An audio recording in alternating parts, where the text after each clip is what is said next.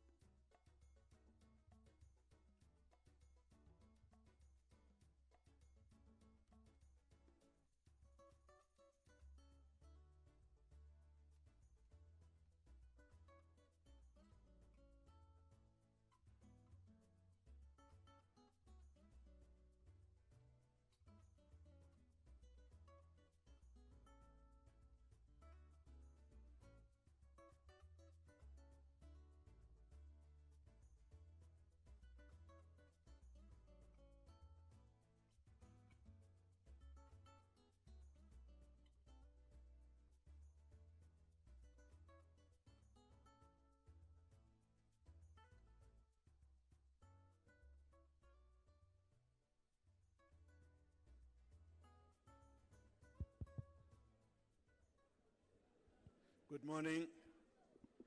Good morning. Can I request everybody to stand up as the procession enters the hall?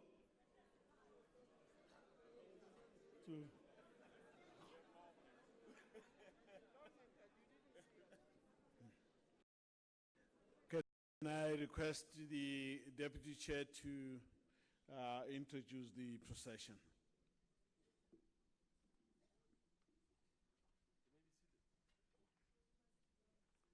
You may be seated.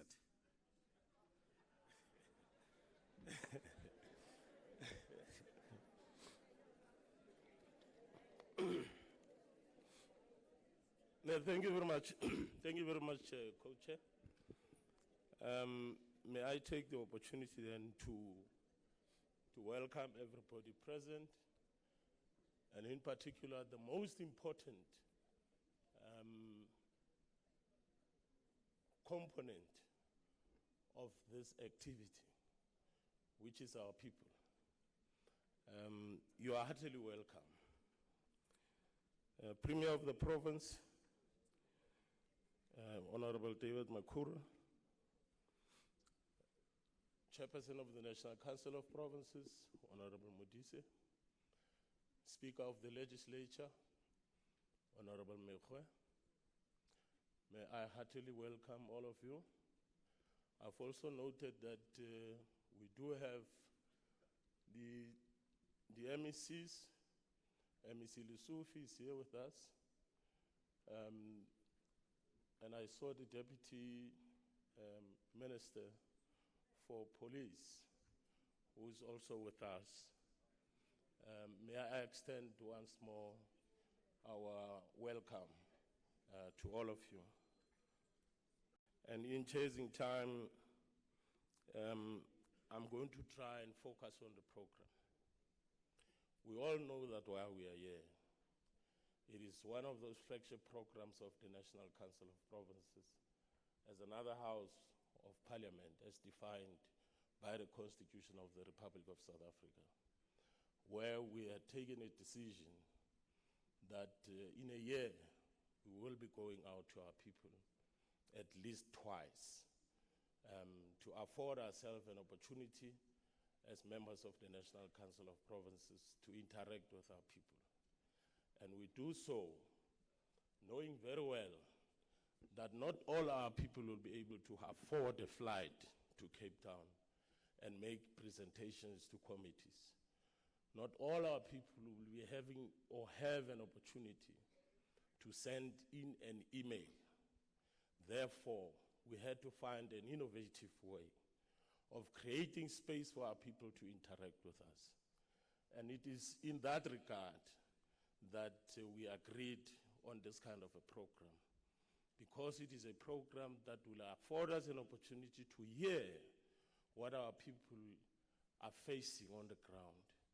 It is this opportunity that members of the executive will also then be able to interact with our people and report back to them. It is an opportunity for us as members of parliament to then also begin to understand when we say or we speak of a people's parliament, what is this that we're talking about? To what extent are our people involved? To what extent are they making a meaningful contribution in their own lives by giving us a mandate, by telling us what to do? And therefore, on the basis of that, may I welcome everybody present. I would therefore take the opportunity to invite our host, which is Councillor Masina, who is the mayor, to then officially welcome all of us in Ekurhuleni as our host. Councillor Masina.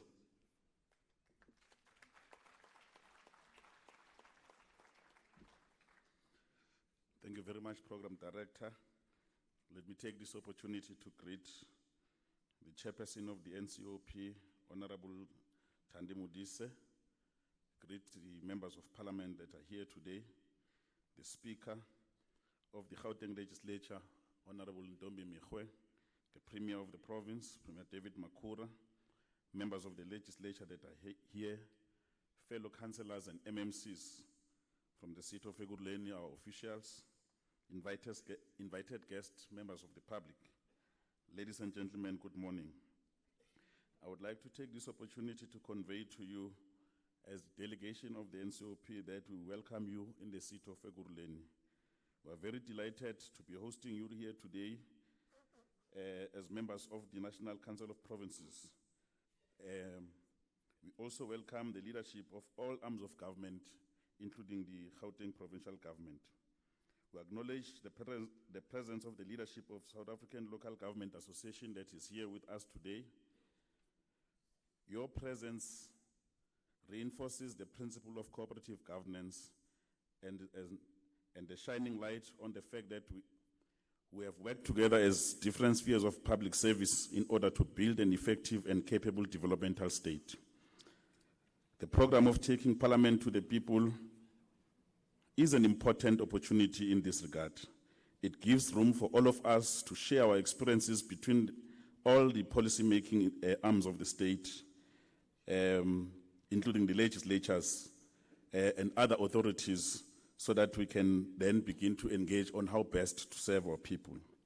We therefore take this visit as a learning opportunity in the city of Ekurhuleni for us, since we have been doing this in different parts of the country, engaging different stakeholders across the board. On our part as a city of Ekurhuleni, we take every opportunity to learn and share experiences on matter of local government in general. We're also always searching for wider insight on how to deal with issues of economic development, education, health, human settlement, as well as safety and security, amongst others.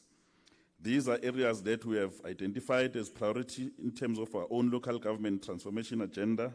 Accordingly, we find the theme impact on migration, deepening cooperative governance for accelerated service delivery and development to be a direct interest to us as a city. As you are all aware, the very nature of apartheid spatial planning and industrial concentration has created a particular phenomenon on urbanization. In the search for employment, large number of our people in the country migrate from great processes. This trend of rapid increase in numbers of people in our city as a result of migration imposes a greater need for us to provide service delivery infrastructure. This is with regard to scale of human settlement, water, sanitation, electricity, and roads, as well as infrastructure to grow our economic resources. Despite this growing pressure, we have maintained our strategic focus on delivering quality, reliable, and equitable program of service delivery. This program we have articulated under our vision of Pro-Poor agenda. The success of our Pro-Poor philosophy in government and service delivery was confirmed by the recent release of the results of the 5th Gauteng City Region Observatory in the Quality of Life Survey. We outperformed almost all municipalities in Gauteng, and we top our peers in the metro in terms of the level of customer satisfaction and quality service, in quality of life assessment, as it was done by the GCRO. The consumers in the city of Ekurhuleni currently enjoy access to best quality drinking water. This has been confirmed by the Blue Drop status certificate since 2015, which has consistently found that the quality of water in the city of Ekurhuleni is best amongst municipalities over the past 4 years. This was verified by the GCRO Quality of Life Survey, which ranked Ekurhuleni as the city affording its citizens with the highest quality of life in comparison to other metros. We remain the largest water service provider, which provides about 97% of the population with water, whilst 3% of water service is through water vendors, water flowing through some of the streams and rivers, and by own means, boreholes. Approximately 60% of the population receive piped water inside their own houses, and 30% receive the piped water inside their yard, and the remaining 10% receive piped water from community stands, pipe, and other means. Accordingly, overall satisfaction with our water service has increased between 2016-17 from 84% to about 90%, and the city of Ekurhuleni scores the highest as compared to other cities like Johannesburg, which is at 89%, and Tshwane at 78%, which is also above the average of the province, which is about 86% in 2017. Our Pro-Poor agenda and the philosophy in government has been a main catalyst of development in our city. It has helped us to overcome many challenges related to safety and security, healthcare issues, human settlement problems, as well as water and sanitation issues. Access to water and sanitation will be increased in informal settlement, and some of the households are already benefiting from this package, which will still provide indigent households with 9 kiloliters of water for free when other cities have cancelled it. In addition, a total of 10,000 free chemical toilets were provided as an interim service delivery measure, while proper sanitation is being delivered in some of the areas. This contributed to the improved ratio of chemical toilets in the household. In the past, we had a situation start of our administration in 2016. We now have 1 toilet used by 5 families, and we hope to reduce this drastically so that we can ensure that we give our people dignity they deserve. The effort to improve sanitation infrastructure resulted in the replacement, upgrading, and extension of about 15,518 kiloliters of sewer pipes. The overall satisfaction with sanitation service has increased the year 2016-17 from 76% to about 79%, and the city scored the highest compared to the other 2 sister metros here in Gauteng, which also above the average of the province at 75% in 2017.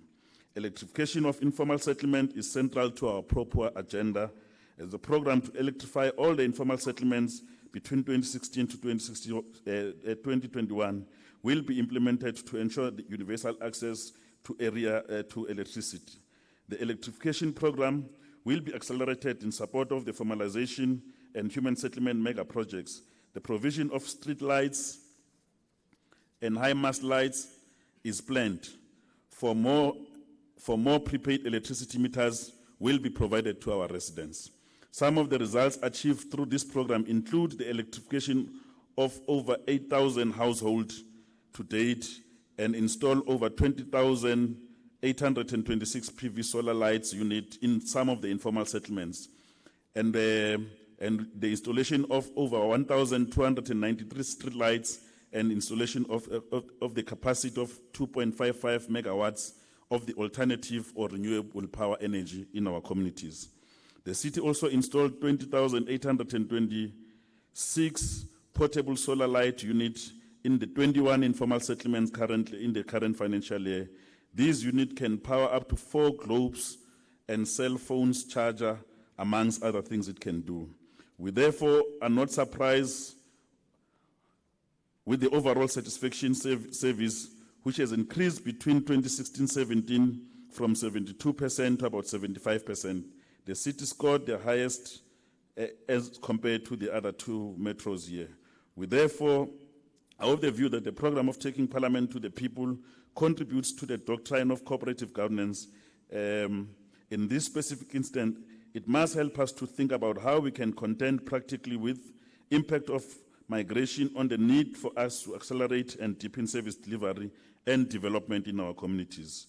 The continued population growth has resulted in increased demand for housing at the back of delivering over 14,781 households in the period starting from 2016. In other words, despite a good effort on our part, the demand for housing remains high in the city of Ekurhuleni. The overall satisfaction at about 76% is encouragingly but higher than those of the other metros, as I said. This suggests that the quality of housing provided by the city has kept the pace with the province in terms of the standards. We have already learned from this, and that we have already started intensifying our efforts in partnership with Gauteng Provincial Department of Human Settlement to accelerate and delivery of inclusionary housing through a mega projects which are underway currently here in the city of Ekurhuleni. We have also concerted efforts to improve service delivery with informal settlement and promote the effective management of municipal-owned rental properties. Honorable members, there are many more advances that we have made in terms of improving the quality of life for the people of Ekurhuleni.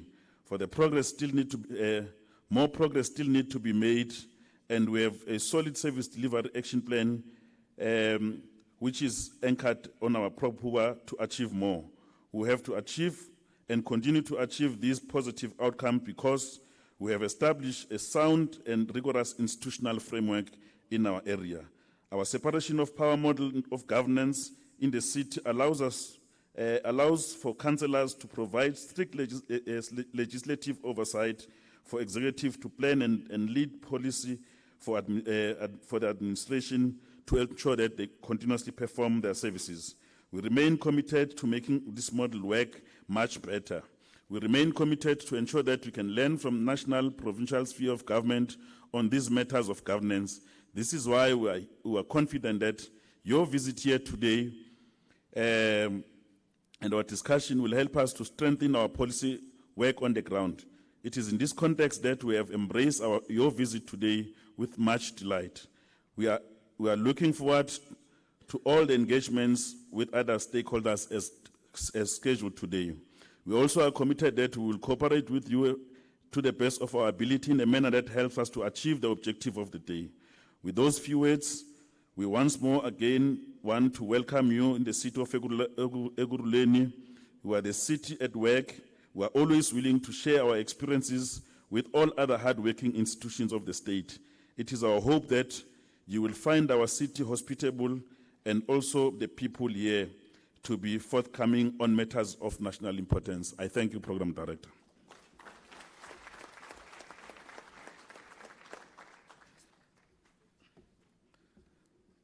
Thank you, Executive Mayor of Ekurhuleni, the City of Peace, and our Nyoktula. Now that the Mayor has welcomed us, let's take the opportunity to call on the choir of the legislature to officially sing the national anthem. While they will be singing the national anthem, we would request everybody to stand up as they would be singing the national anthem with us.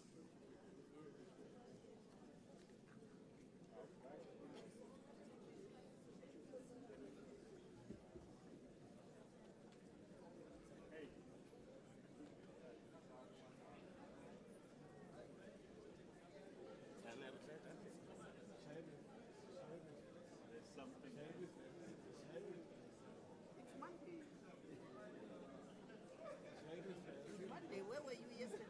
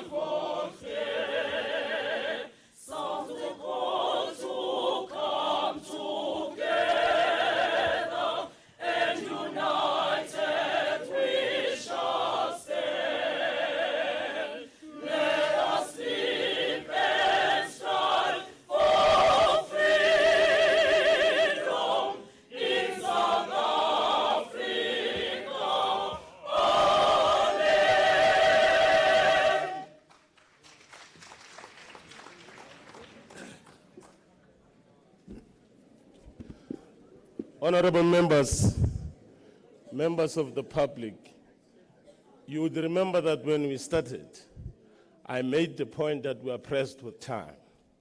So we had to be creative to find a way that we don't further drag you and your energy. So let us utilize your energy as effectively as we could. And I discussed it with the chair as well, and she agreed with me that it is because of, it's not because of my ideological posture that I could not call our religious sector to open with prayers. Because by that time when we entered, we had not received any confirmation. But now we do have a confirmation of the Christian fraternity who is here and now will give us that prayer. So don't blame me and think that I'm harboring some ideological things that may not be assisting for us. So may our priest come forward and officially open with our prayer. Benny?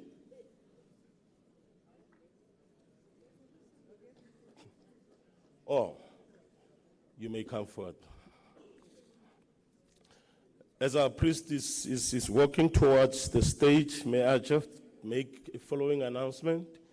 Interpretation, English, Channel 1, Xhosa 2, Siswati 3, Sesotho 4, Tswana 5, Zulu 6, Xitonga 7, Shivenda 8, Sepedi 9, Afrikaans 10, and Indebele 11. We are blessed. Thank you very much. Yes.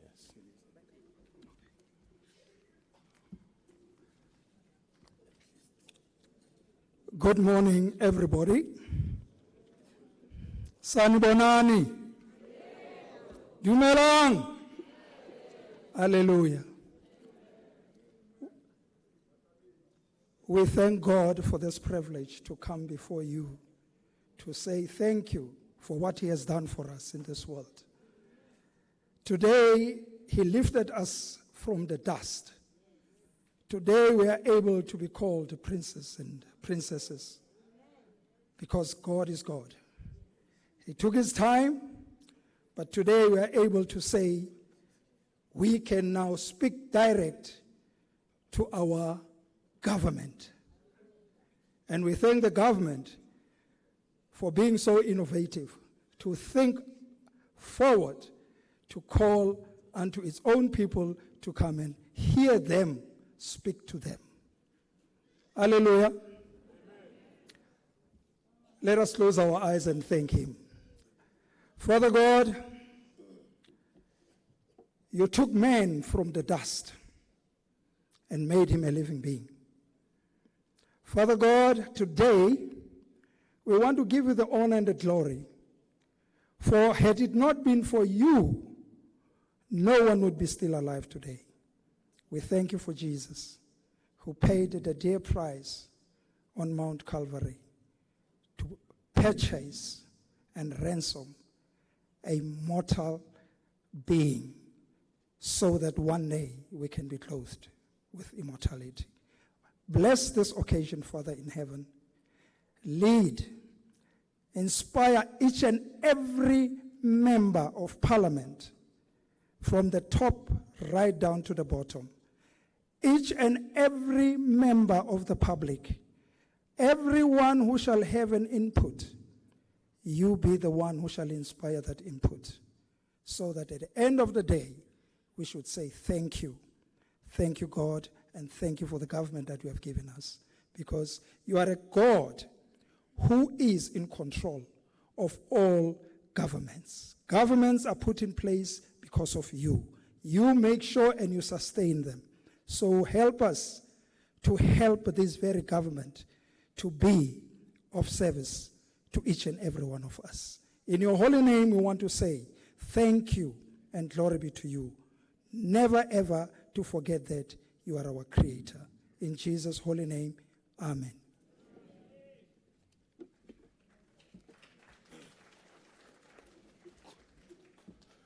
Thank you very much, Baba Mfundisi. We are blessed now, officially.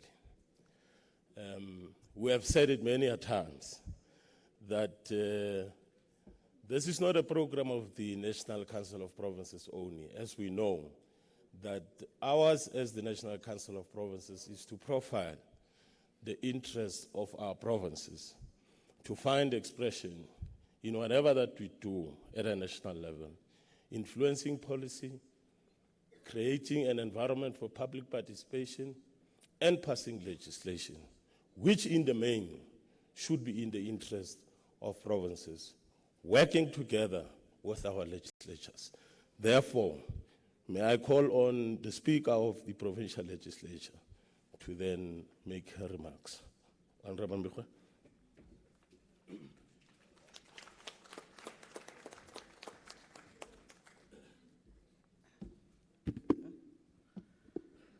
Good morning, and thank you very much, our Program Director, the Deputy Chairperson of the NCOP, our Honorable Chairperson of the NCOP, Honorable Thandi Modise, the NCOP Chief Whip, our Honorable Premier of the Gauteng Province, Honorable David Makura, the Presiding Officers of the Gauteng Provincial Legislature, the House Chairs of the NCOP, MECs from Gauteng, members of the Gauteng Provincial Legislature, members of the NCOP, the President of SALGA, Honorable the Executive Mayor from the city of Ekurhuleni, the best performing city in terms of the quality of life survey, Councillor Mzwandile Masina. I think what I'm mentioning is a fact. I'm not cooking this. Councillors, MMC presence, the Secretary of the Gauteng Provincial Legislature, distinguished guests, ladies and gentlemen, I greet you all. It is an honor for me to be part of this progressive action by the NCOP to host the Taking Parliament to the People program in the city of Ekurhuleni, the Gauteng's best performing metro and one of the biggest metropolitan municipalities in the world, the land of Oliver Reginald Tambo, the President General of the African National Congress. Oliver Reginald Tambo, the longest-serving president of the ANC, who steered the anti-apartheid struggle through 30 years of exile, who remained a symbol of unity to the people of South Africa in building a united, non-racial, non-sexist, and prosperous society underpinned by the principles of the Freedom Charter.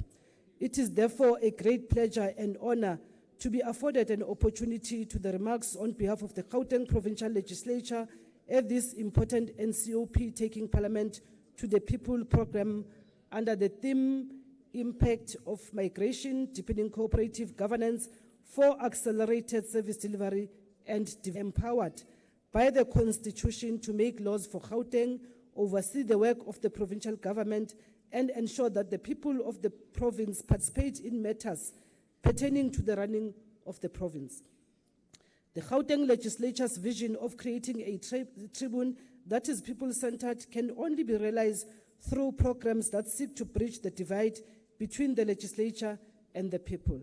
Honorable Deputy Chairperson, the Gauteng Legislature has worked tirelessly towards building an activist and transformative legislature that would inspire public confidence by operating in a manner that places the people at the center of its business, vigorously advocating and promoting public interest in a non-partisan way.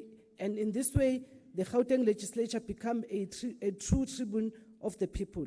We have accelerated our political mandate of mobilizing social forces around public participation, whilst also transforming the Gauteng Provincial Legislature into an agent for change and representing a democratic institution ready to discharge its key role in social transformation by encouraging public participation in its core activities, thus soliciting the views of the people of South Africa in general and the people of Gauteng in particular. We have put together a lot of emphasis on the work bestowed upon us as custodians of lawmaking, oversight, cooperative governance, and public participation, and that is what distinguishes the Gauteng Provincial Legislature through its committees as the epitome of creating opportunities for the people of Gauteng to participate in lawmaking and oversight processes. We are the only legislature that has obtained clean audit over a period of 8 years.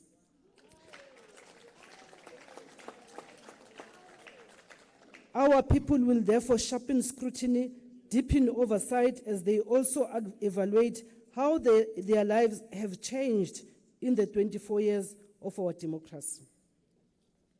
We have been hard at work to undo social fragmentation that is so prevalent in our societies, for we have acknowledged that social fragmentation widens disparities and inequalities and places huge strain on individuals, families, communities, and institutions to contribute meaningfully to the development agenda in our province and the country as a whole.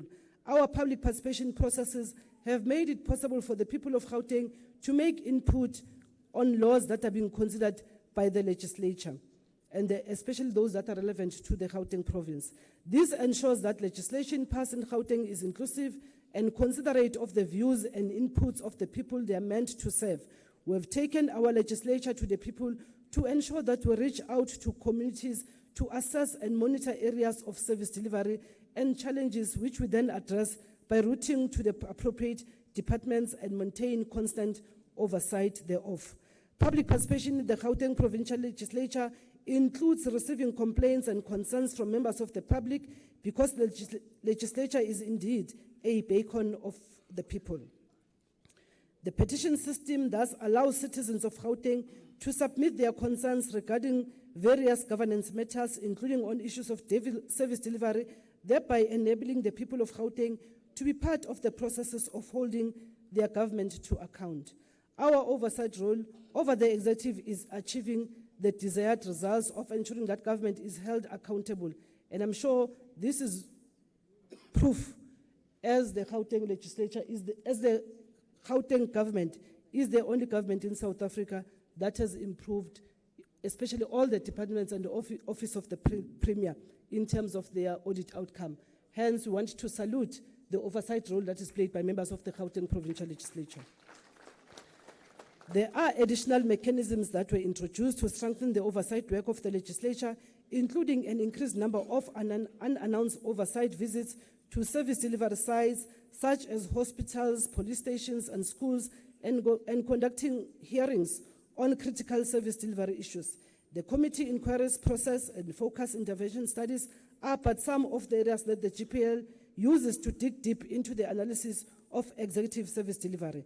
In line with the creation of an activist and transformative legislature that puts people first, the GPL is constantly adapting, molding, and re-engineering its processes and procedures to respond to the changing needs of the people, as well as to the changing dynamics of our province, the country, as well as the world.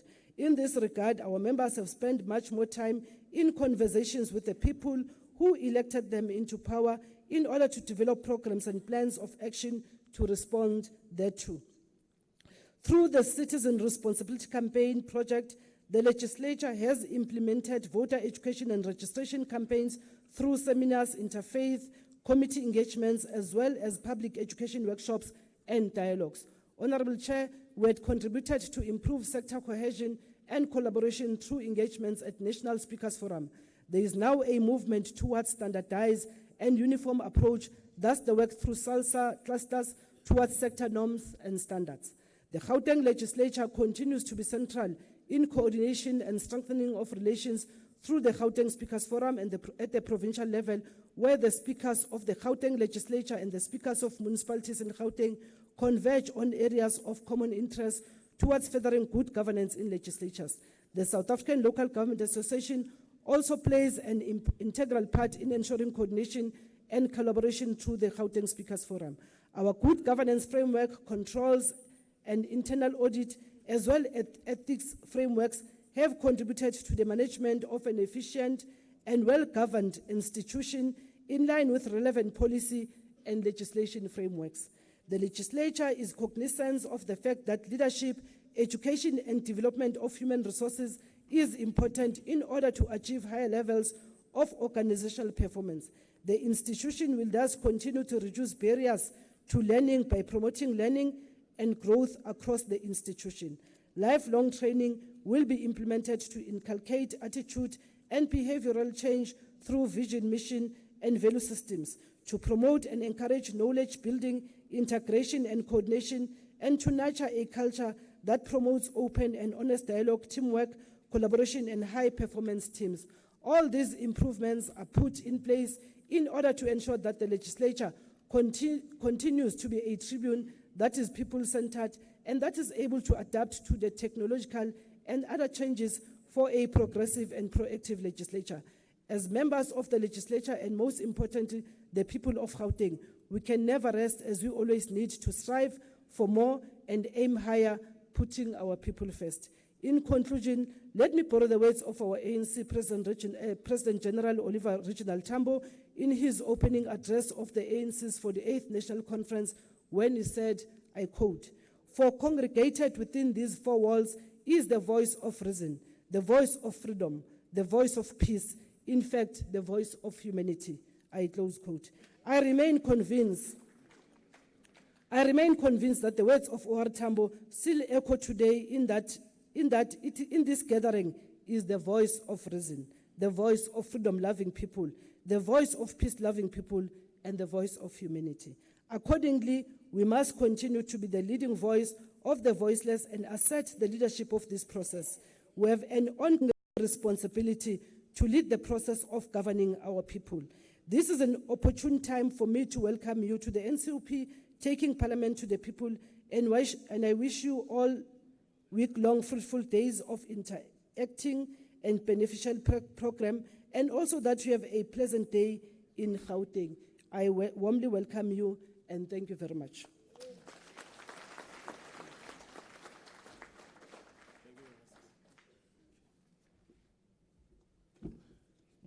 Once more, the Constitution of the Republic of South Africa directs and gives a mandate to the National Council of Provinces to live up to the objectives of its existence, and which is to be a hybrid institution that brings national, provincial, and local government together, so that when we are together, we then simultaneously share the challenges that we are faced with. As we speak today, SALGA is allocated 10 seats in the National Council of Provinces.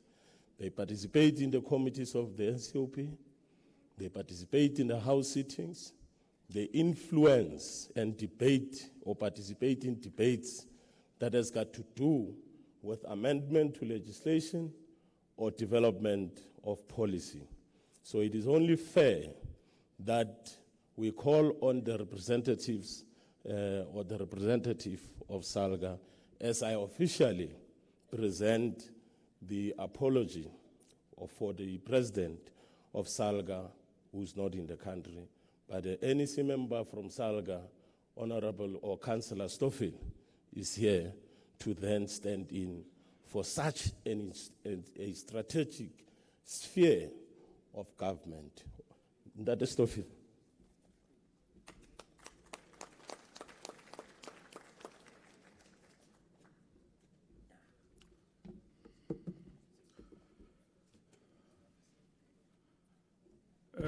Party Nkubo. Honorable Chairperson of the NCOP, Sistandi, Honorable Premier of the Province of the Gauteng, Honorable Speaker of the Gauteng Provincial Legislature, Honorable Deputy Chair of the NCOP, Honorable Executive Mayor of Ekurhuleni Metropolitan Municipality, Honorable Chief Whip of the NCOP, Honorable NCOP members, fellow councillors, and most importantly, people of South Africa, I greet you all. There are perhaps few factors or forces which are so pervasive that they have affected every area, every part of the globe. Every people, every government, every town, every city. The movement of the people affects us all.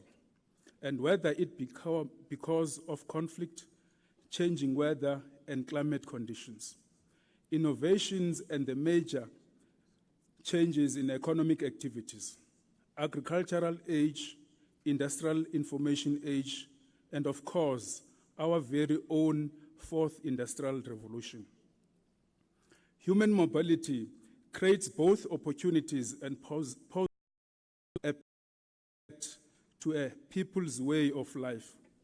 Gauteng is a case in point, a farming community not more than 150 years ago. Today, it is the largest metropolitan in this country and the economic hub for the region, if not the continent. In the year 2011-2016, the province saw just over 980,000 people cross into the Make Gauteng home. By 2021, over 1 million people are expected to do the same. Gauteng has become a magnificent urban metropolitan because of migration, and the same is true of the great cities such as New York, London, Shanghai, Tokyo become global icons because people with varying skills and backgrounds have been accommodated in a highly networked place. Rural dwellers urbanizing and foreigners bringing in skills, capital, and appetite to success. We often see in migration first when the service personnel in stores and restaurants change, or when the neighbor next door moves in and or she looks different, or when our child comes home and brings a friend with a different eating habit, or when a colleague has a significant different name. Sometimes we have a range of thoughts and feelings. What is this? Do I or don't I like it? We are curious or we are angry, and probably even get upset. We have a range of these responses at our disposal, but what we as society have decided is that we respect human rights and dignity. There are basic laws that need to be enforced, yes, but there are also basic human dignities that we offer all peoples within our boundaries, no matter what the reason or condition they have found themselves in within our country. This is what we have set as our highest guiding principle in the constitution of the great country such as South Africa, which live one communities. We have had our own internal migration as South Africans. In recent years, in the 90s, many of us moved out of the towns, townships, and former homelands to the regions and cities of perceived opportunities, free to move and live where we wished at last. This was perhaps the first wave of migration in our democratic society. The second wave is more steady and constantly ticking over. We call it urbanization, the steady movement of people to urban areas, towns, cities, and metropolitans. Regions, people are often moving to the outskirts of the large regional towns or smaller cities within the hope of success to better economic opportunities. Expecting the benefit of urban life, and rightly so, amenities such as housing, access to potable water, electricity, better education, health services, safety and security, and the rule of law. This spontaneous movement of the often poor to towns and cities, which lack of adequate shelter and the benefit of urban dwelling. Desirable location and affordable is not a policy challenge, but also a coordination challenge. Given our intergovernmental system, with each sphere governing different powers and functions, what is the most effective and efficient way to growing our urban areas' sustainability and equality in order to give our children a better life? We have also experienced migration from beyond our borders, where we were still grappling with our own internal historical backlogs. Internally, migration, as alluded before. As a result, it has highlighted the weaknesses of our government system in dealing with border management, together with social services and social cohesion in an already fractured society, and infrastructure and housing delivery, as well as maintain law and order, but also our economic system, ensuring opportunities increase and a widely and equitable access. In other words, Chair, there are new pressures on our inward-focusing social and economic policy system, and those policies externally focused as well as at our borders. This kind of challenge of unprecedented growth requires planning and a kind of intergovernmental resolve and commitment that perhaps has not occurred systematically and consistently to date, but perhaps we have seen glimpses of the 2010, and all of this needs to be implemented within the context of our global and national values and principles we subscribe, and to commitment we have made as a society and nation. This leads to the response we have as an intergovernmental system to deal with migration. As I just mentioned, in South Africa, because of our cooperative governance system, we need to work differently. We need to work more closely, more strategically, to meet not only historical need based on an equitable system, but new demands that stem from forms and causes of migration we did not anticipate, but that nonetheless face us as government.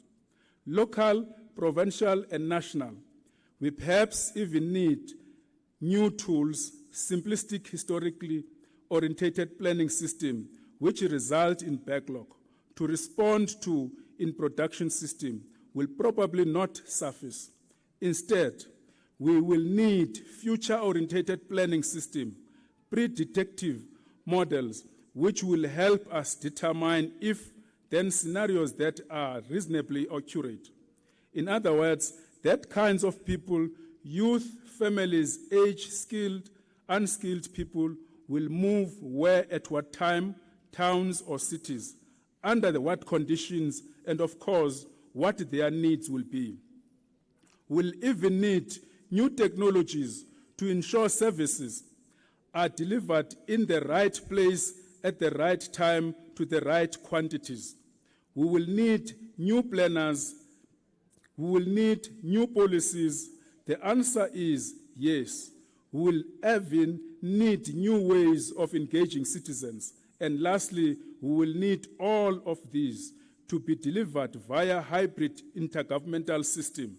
We will need to test these, and migration of one of the major factors of use and response to help us design these policies. We need each other, and in words of one African writer who once said, we can only succeed if we are united, and we can only succeed if we complement each other. We not only welcome immigrants, we are born of immigration. Immigration is our origin story.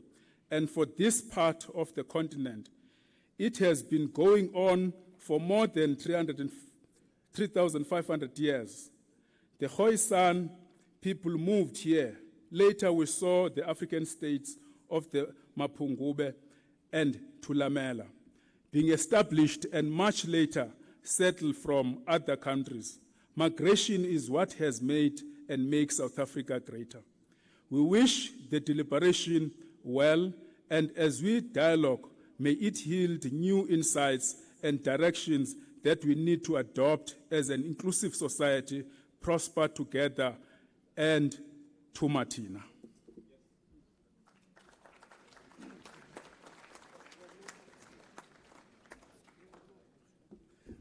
Thank you very much, Councillor Stofile.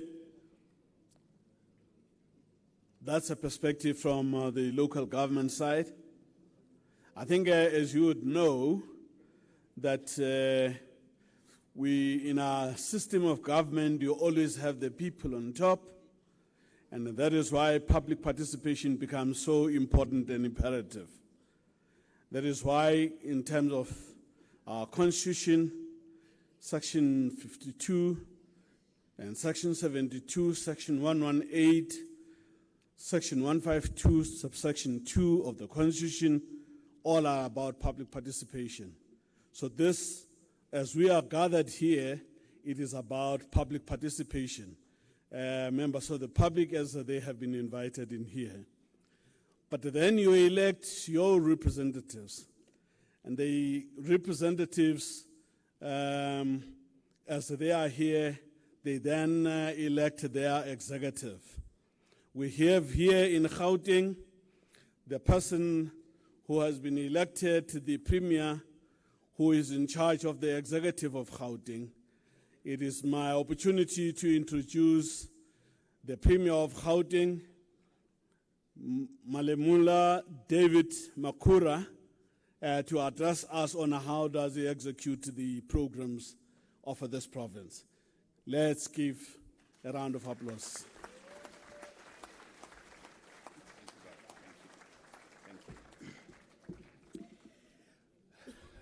Thank you very much. The chairperson of the National Council of Provinces, Honorable Thandi Modise, the deputy chairperson, Honorable Tau, the speaker of the Provincial legislature, Honorable Ntombi Mehwe, the executive mayor of Ekurhuleni, Councillor Mzwandile Masina, members of our executive council, executive mayors of various municipalities in Gauteng, delegates to the NCOP, the representatives of SALGA led by Councillor Stofile, all our councillors, officials from national, provincial, and local government, fellow South Africans, Sanbonani, Dumelang, Abshen, Ndimacheroni, Lochani, Molweni, good morning, Huiemore. On behalf of the provincial government and the people of Gauteng, it is a great honor indeed for me to welcome you all to this session of taking parliament to the people here in our province, Gauteng. Taking into account that the focus of the NCOP visit is to assess the impact of migration on service delivery, I have no doubt that the NCOP will emerge from this visit with a deep appreciation of the complex and unique challenges faced by our province. From the onset, I wish to state that although the level of in-migration and rapid urbanization is both distinct and incomparable to any other in South Africa, Gauteng has been able to deliver infrastructure and basic services at a scale that is also unparalleled in order to cope with the pressures of rapid urban growth past 2 decades. Since 1996, when the first post-apartheid census was conducted, Gauteng province has experienced unparalleled growth with regard to the size of its population, the infrastructure, as well as the economy. Our province population has almost doubled from 7.8 million in 1996 to 14.7 million people. The size of our provincial economy is 4 times more than what it was, from 290 billion rands in 1996 to 1.4 trillion rands in 2017. The number of people employed in the Gauteng economy has also almost doubled, from 2.6 million people in 1996 to 5.09 million people in 2018. Infrastructure development in Gauteng has also been at a scale and impact that is incomparable. With regard to housing delivery, 1.2 million government subsidized houses have been built since 1994. but the backlog is still huge. We still have 1 million people who are waiting for houses. With regard to schools, we have built 335 new schools in Gauteng, 7 new hospitals, and 41 new clinics and community centers. That is since 1994. We have also built new community libraries, multi-purpose halls, expanded water and sanitation, electricity, as well as economic infrastructure such as industrial parks, access to broadband, new roads, and public transport systems. Madam Chairperson, according to the recent biennial survey of the Gauteng City Region Observatory, access to basic services in Gauteng has also been expanded significantly. At the moment, both provincial government and municipalities are able to provide acceptable standard of basic services with regard to housing. 81% of the people of our province have access to formal dwellings. Piped water, 91% of the people of our province have access to piped water. Electricity, 92% of the people of our province have access to electricity. Sanitation, 91%, refuse removal, 83%. These basic services were just a little around 50%, between 50% and 65% in 1994, especially with regard to access by black people. The size of the education system in Gauteng has also doubled from 1.2 million learners in 1994 to 2.3 million learners today. Over time, we have tremendously improved the performance, particularly of township schools. Gauteng is amongst the top 3 performing provinces with regard to grade 12 results, and amongst the top in international assessments. We provide 1.1 million learners with meals on a daily basis in our schools. Over the past 4 years, we have also provided 1.2 million girl learners with dignity perks and 500,000 learners from poor households with school uniforms. Our public health services have also tripled since 1994 with regard to the number of people who are being serviced. In 1994, this public health system was only serving 7 million people in Gauteng. And today, 20 million people per annum are served by the public health system. Honorable members, despite many challenges we face in our public health system, and many of those arise from the pressure that migration puts on our public health system, we are proud to report to this House that 75% of the clinics in Gauteng have reached ideal clinic status. 75% is the highest across the country.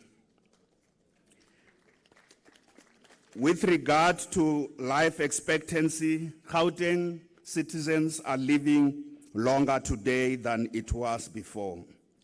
The average life expectancy has increased from 52 years for men and 54 years for women in 2006 to now 64 years. This is significant improvement. Our people are living much longer now. Gauteng has also experienced high Human Development Index of 0.71 and a steady improvement in the quality of life from 6.02 to 6.30 over the past 10 years. However, inequality is very, very high in Gauteng. Our policy interventions have, though, mitigated this by reducing inequality from 0.75 in 2006 to 0.70 in 2016. Again, this is still very, very high. In the same period, honorable members, poverty rate has reduced from 10.5% to 4.6% in Gauteng province. However, urban poverty is more acute, as many more of our people report that in 1 week, they have several days where there is no food on the table. So urban poverty is more acute, and almost 20% of Gauteng residents experience food insecurity. It is for this reason, Madam Chairperson, that we have a program where the provincial government provides food packages to households that are food insecure. And over the past 4 years, 1.3 million people have benefited from this program of food security in Gauteng province. The recently released Gauteng City Region Observatory survey also records that the quality of life of residents in Gauteng is improving, and satisfaction with government overall is increasing, from local government, provincial government, and national government. And the quality of life survey says that the highest satisfaction rating is accorded to the provincial government. This survey confirms work we have been doing through Ntirisano community engagements, where we have had more than 80 community visits to resolve problems and unblock service delivery across the province. Of course, of great concern to us is that crime is now the #1 problem that worries the people of our province, followed by unemployment and drugs. So, honorable members are aware that all policy matters are largely national, and we need the NCOP's support in calling for a more decisive national intervention in crime prevention in a province like Gauteng. We are also investing a great deal of time and energy in dealing with the issues of the economy in order to grow our economy and create more jobs. In the past 4 years, 420,000 net jobs were created in the Gauteng economy.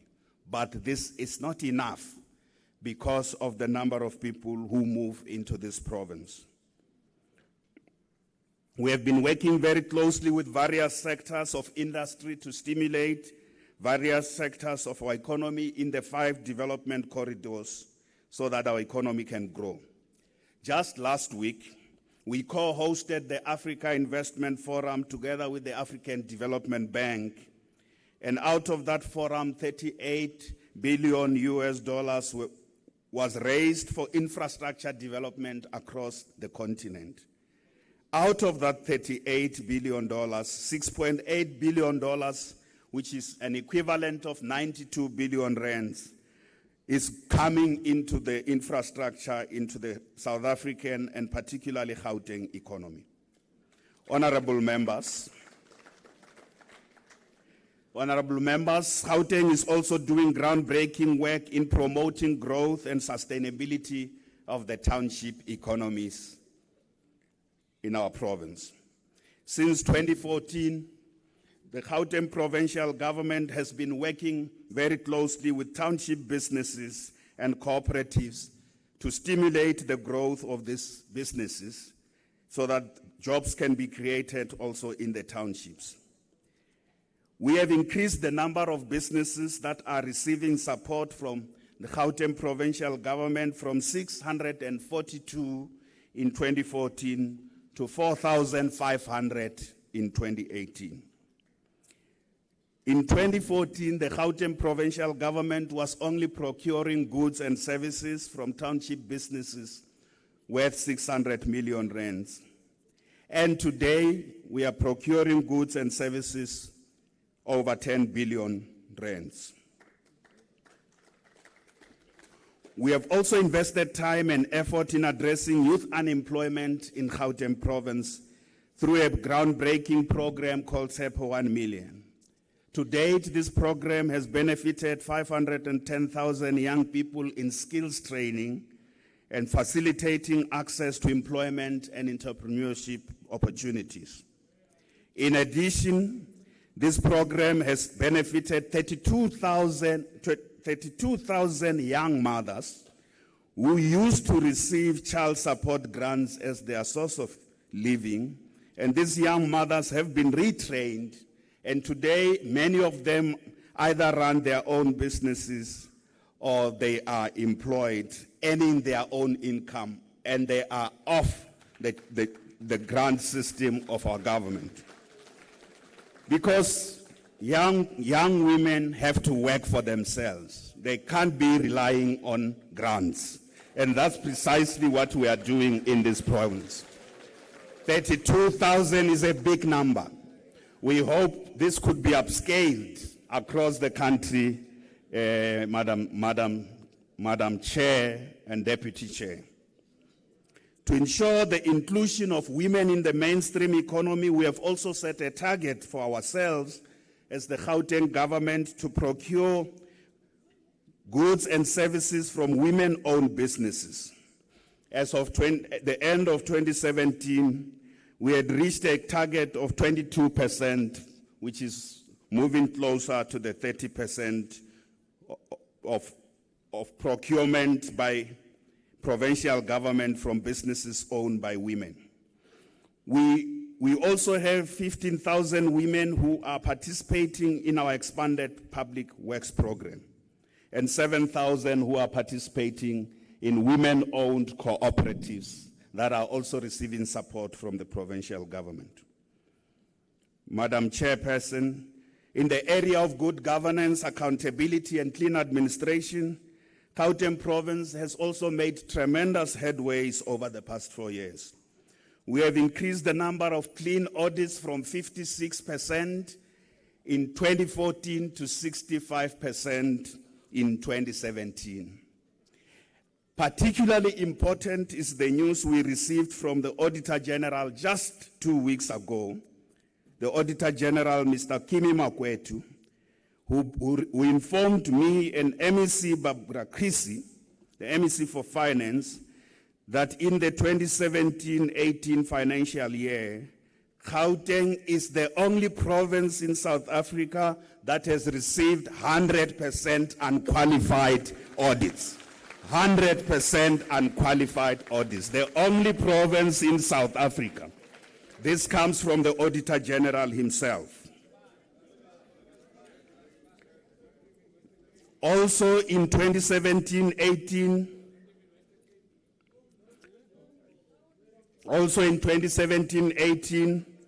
we have successfully increased own revenue of the provincial government to the level of 6 billion rands. Over the past 4.5 years, Madam Chairperson, the Gauteng provincial government has collected from its own sources of revenue 25.5 billion rands, own sources of revenue. We have also introduced strong anti-corruption and integrity promotion measures across various departments in our province to eliminate corruption. We are working very closely with the Special Investigation Unit to follow up on all cases of corruption ever reported since 2009. We have established a civil society-led ethics council, which is our anti-corruption watchdog, and we are working with civil society to make sure that any act of corruption identified in our administration is reported so that those who are perpetrators can be arrested and sent to jail for many, many years. Madam Chairperson and honorable members, I have highlighted some of these achievements of our provincial government so that you can appreciate that as we have many challenges arising from migration and urbanization, but provincial government and municipalities in Gauteng are working very, very hard. They are doing so on a non-partisan basis, and municipalities that do well, we commend them regardless of whichever party is in charge. regardless, and municipalities that do badly, we call them to order and of course support them, regardless of whichever party is in charge. Madam Chairperson, some of our municipalities are really struggling, particularly with the challenges of service delivery in the face of rapid urban migration, while others are doing very, very well. And I want to mention amongst those doing very well, we have top 3 municipalities in Gauteng, that is Ekurhuleni Metro, the Midvaal municipality, and the Lesedi municipality. The top 3 best performing municipalities in Gauteng. This is not according to the provincial government, it's according to the quality of life survey conducted, research conducted by academics. The top 3 municipalities in Gauteng are those 3. The same survey also identified that the bottom municipalities that are doing badly. This is Emfuleni municipality and the Metro of Tshwane, the bottom 3 bad performing municipalities.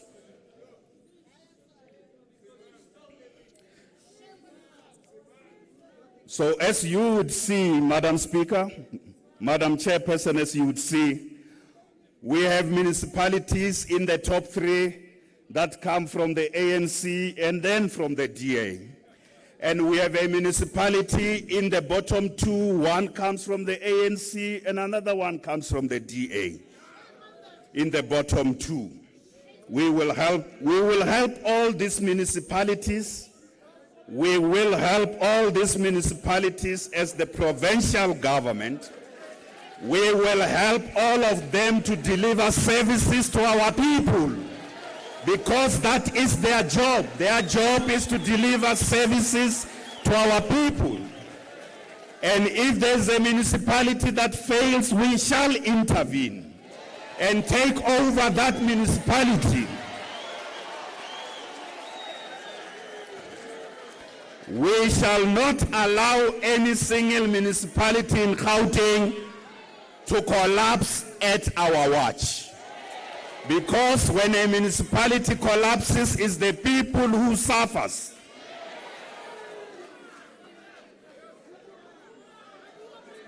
So we will do so without fear or favor. Madam Chairperson, there are also 2 municipalities in Gauteng that have invested their money into VBS. I want to report to you that the Provincial Treasury in Gauteng is concluding an investigation in order to hold accountable those who made the decision to invest this money that's supposed to be providing. Madam Chairperson, I've signed off a report this morning, a detailed report for your attention with regard to the work we have been doing on Emfuleni since we introduced Section 139 intervention. In that report, Madam Chair, you will see that there's some progress in some areas, especially regarding the finances. The finances are stabilizing, but service delivery in Emfuleni is very bad. And provincial and national government are doing their best to address these urgent issues of service delivery. So the details of that report, you will look at them as we are doing this work to ensure we stabilize Emfuleni local municipality.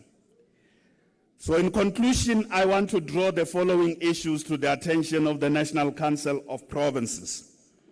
The first issue is that education, health, and housing delivery are tremendously under pressure in Gauteng province, arising from urbanization and migration. You can see at the beginning of every year, we struggle with the number of learners who can't find spaces, and we always have to make plans. Most of those learners don't come from our schools in Gauteng. They come from different parts of South Africa. Our healthcare system is also under tremendous pressure. 30% of our health of the patients who come into our healthcare system come from the SADC region. 30% of the patients who go into our health facilities come from the SADC region. 1 million backlog of housing delivery. Even though we build houses, with regard to how many people have been waiting for their houses, the wait is very long.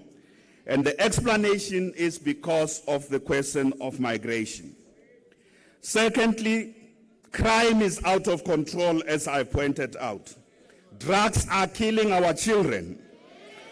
Our youth are being destroyed by drugs. Drug lords are selling drugs even around our schools. So, Madam Chairperson, last month, myself and Community Safety MEC went to meet with Police Minister General Tele and the National Commissioner to call for intervention. We want this House to support us. Gauteng requires serious intervention in bringing crime under control here. We are bringing this to the NCOP because you are our house. You are our house. Help us echo this. We need decisive intervention.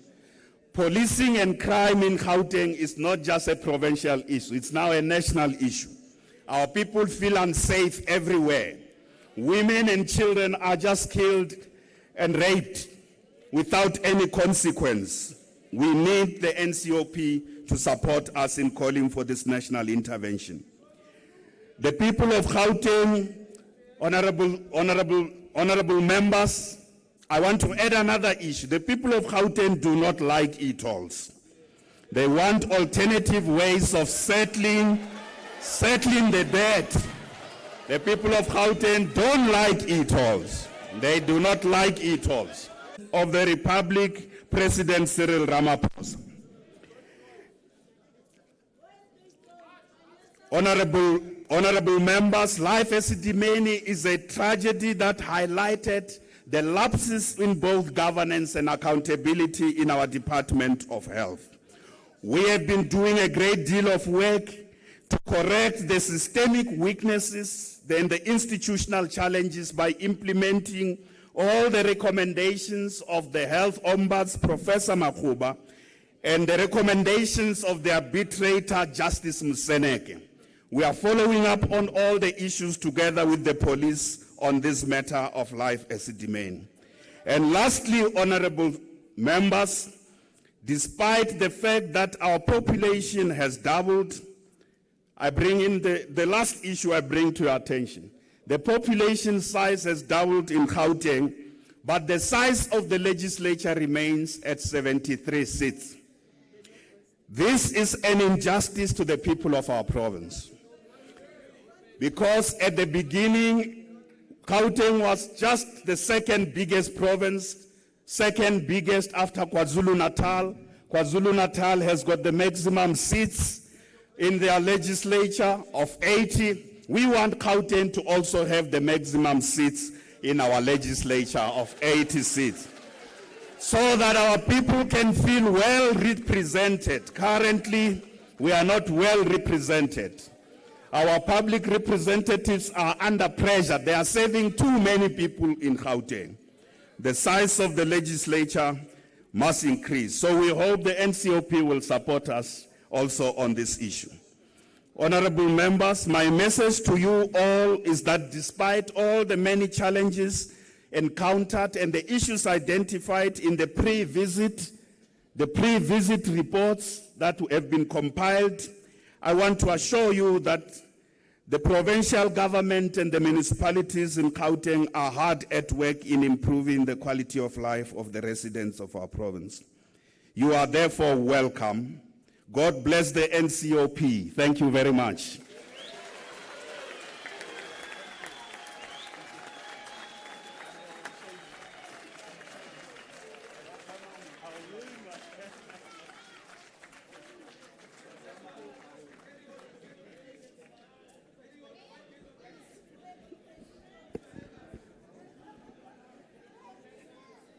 Thank you. Thank you, the Premier of Gauteng. what you bring to the fore was to account. What we are saying is that the legislature approves the budget and it approves what you call the APPs, annual performance plans, and after having approved those, it then provides the money. National Parliament also provides grants and money to Gauteng, and that money is executed by Premier and members of the executive, which we call the MECs. What the Premier was doing was to account as to what do we do with the money that we are approving from time to time. And the legislature, in terms of Section 114 of the Constitution, has to provide oversight. The NCOP as well has to do an oversight on these funds that are being given to our executive. So this is what the Premier was actually doing while on stage here. The person that runs the oversight at a national level from the NCOP, who is in charge, is the chairperson, Umama wetu Uthandi Mudise.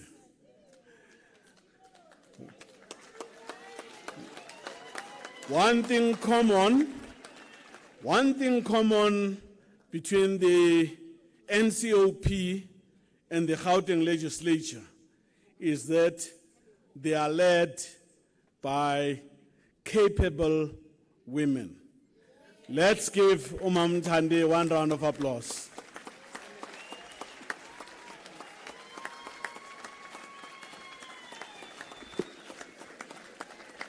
Thank you very much, program directors. My respects to Bommele Bontate ba Gauteng. My respects to you, Premier of Gauteng, Tate Makhura, Speaker of the Legislature, Me Mekwe. My respects to the host, Ntate Masina, the Executive Mayor of Ekurhuleni. I am also humbled, honorable members, that today you have all, both the national, the deputy ministers, I am very happy to see you, but to say thank you to all the honorable members and councillors who are here today on Monday, because Monday is usually party work. So we are extremely happy to see members of parliaments and councillors putting aside the party work today to give a space to execute our week in Gauteng today. We are here, honorable members, because it was the time for Gauteng for us to bring the parliament to the people. From 2014, we started on a new rotational program. We started with ending the leg from the previous program by going to the Western Cape. I must say we had a successful taking parliament there. We went to the Eastern Cape.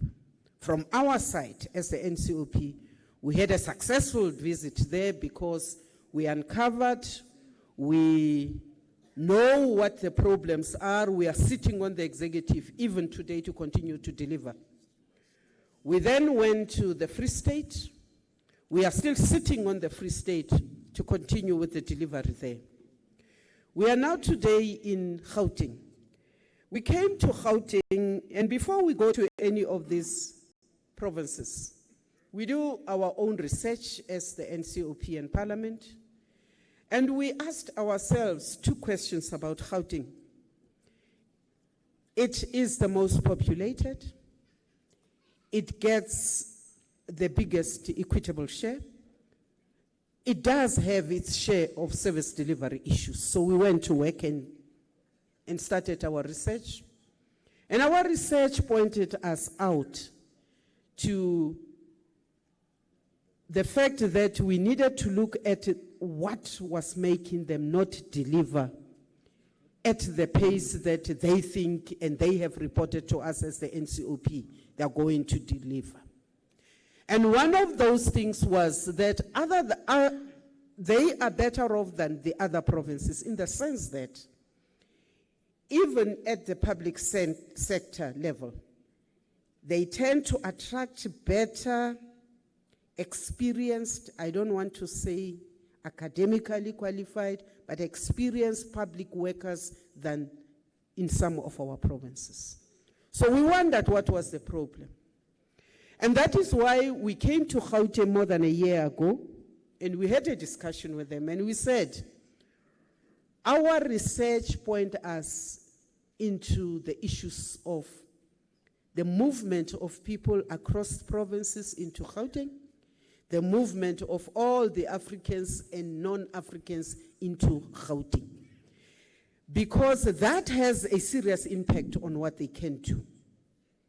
So to do that, we acknowledge that our constitution gives us the right of movement, the right to associate, the right to own property, the right to have businesses, the right to good education and quality education, the right to good health facility, safe facilities. So we went to work, and we came here on the pre-visit. We divided ourselves into 5 subgroups. That one which enabled us even to go on sites. We gave attention to the education facilities. We went to Home Affairs. We looked at human settlement and health, and we then looked at economic development. It is important for us to then say that in this process, honorable members, we also were in your regions except Sidibeng. And that is why we will take extraordinary measures this week before we close to ensure that the NCOP is also in Sidibeng. So that we are very happy as we go back to Cape Town that we have covered all of Gauteng. We have brought our ears. We don't come to tell people. We come to listen. We come to advise. We take what the people tell us back. We bring the executive members from the councillor in the ward, who sometimes does not have the power to effect any change, but communities don't know that, so they hit on the councillor. We take it to the mayors, who must actually begin to enable the councillor to effect the change and the good quality of life on this ordinary citizen of South Africa.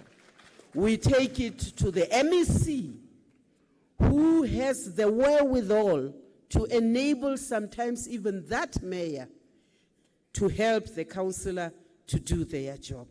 We take it to the executive members of cabinet, because again, you have to deal with a unique South African situation where you've got an MEC of health, an MEC of education who has certain powers, but you also have a national cabinet minister in education and in health and social development who have certain powers.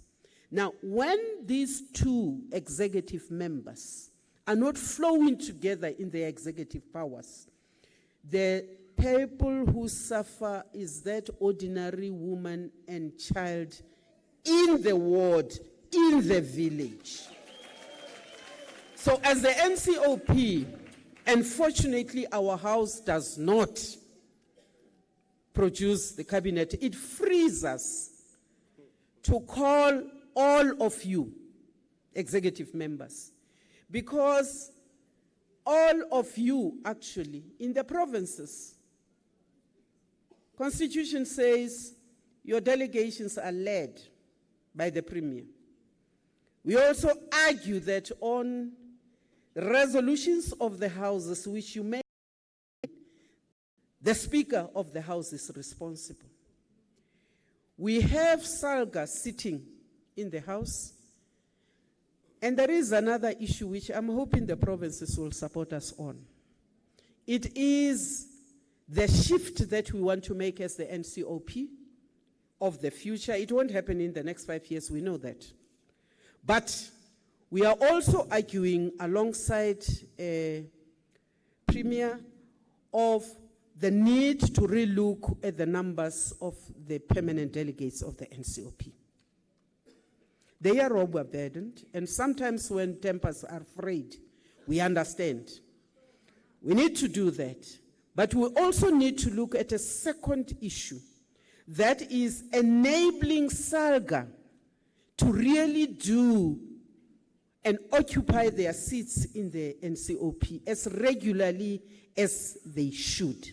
Because they can't do that because it boils down to the issues of how we are financed, both the NCOP and the municipalities. So enable SALGA's issues to be brought properly and more often to the NCOP. So we are here today to say we will be spending this week here. We will not only be looking at the impact of migration on service delivery, we will be looking at any issue which a citizen of Gauteng wants to bring to our attention. So let's migration. Any issue. Huna le mathata ko housing reteng. Huna le mathata ka di kliniki reteng. Reteng go tla go le mamela. Reteng go tla go utlwa ditletlebo tsa lona. Reteng go tla go emela lona. Nako e nngwe go ba melomo ya lona mo bathong ba baleng bona di executive. Reteng go tsaya dipotso tsa rona re di isa parlamente. Reteng, I might even say, go bogisa executives on behalf of the citizen. Because somebody must do that role. And that role has been given to the NCOP to do. So, Harelemo, we don't protect the executive. Harelemo ka taking parliament to the people. We do not see the colors of our parties and therefore members of the NCOP. We execute our work as a united house, joined by the different legislatures. We do our work to represent the interests of the public. So Kenekiri, retabeleng gore, you will be free to speak. You will be free to bring your issues to us. You will be free to bring all the other issues.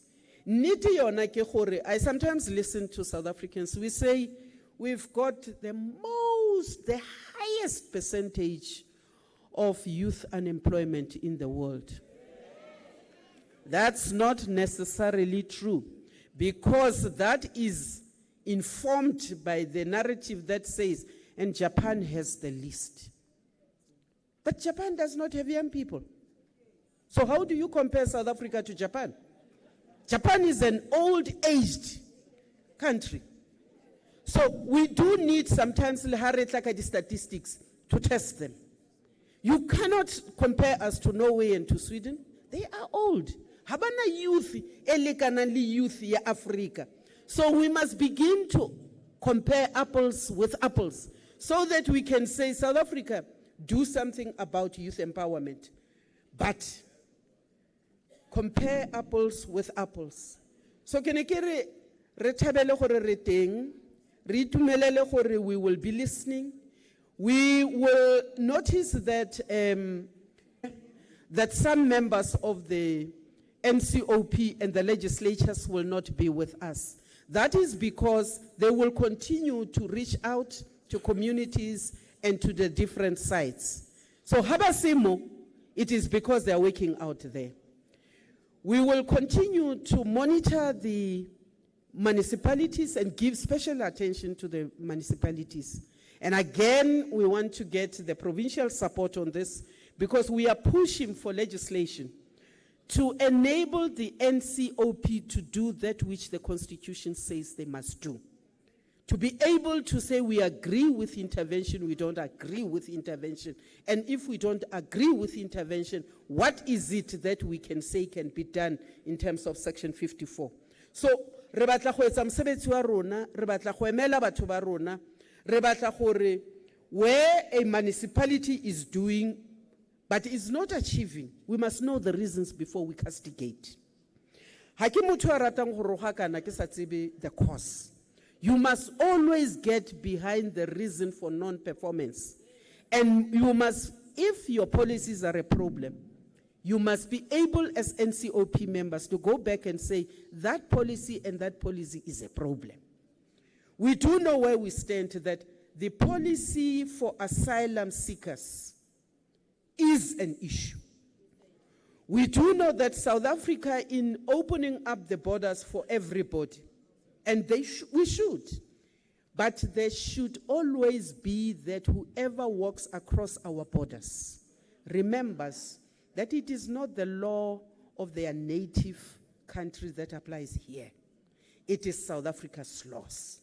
So you come to our country, you do what we say. We take no apology for that. We will not be apologetic for that. We will welcome everybody to come, especially those who come and bring skills and help us grow. But our law is supreme and must be respected. So I wanted to say thank you, Ntate Masina, for welcoming us. Ntate Makura, Memekwe, we will be working with members of your house and your provincial cabinet. Councillors, we are expecting to see you there. Now, we have had a thing, honorable members of the NCOP, where we have had to go into other provinces and actually call members of the provincial legislature aside and say, you are not expected to play the role of the executive. You are here to help us do oversight on the executive on behalf of the people. I'm sure it is not going to be the case of Gauteng. But I am just saying that we have had to do things like that to say, if they are sokola in understanding your role, we can come and help Kadi Ntuseni. I have seen Tate Dagama. Tate Dagama, thank you very much. You've been with us from the start. I hope you will be with us to the end. You are welcome.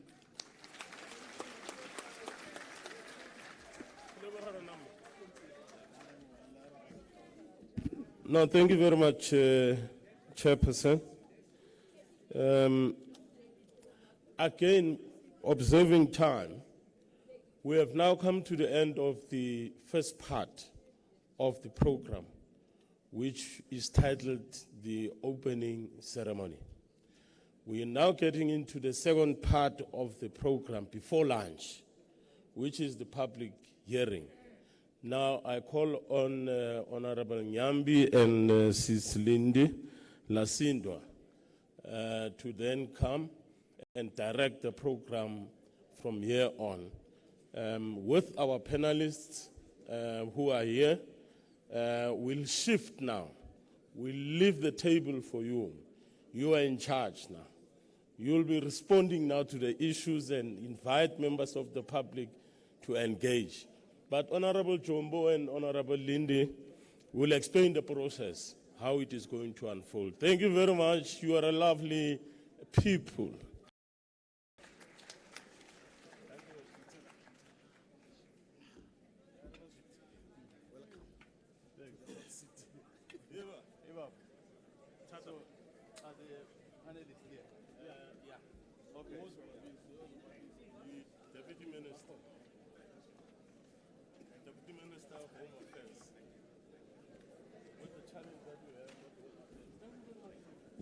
Afternoon, everybody.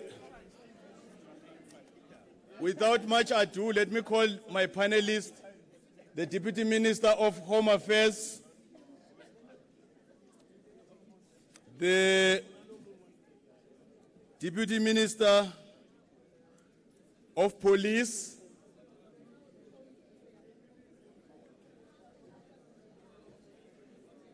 the Executive Mayor is still part of this program.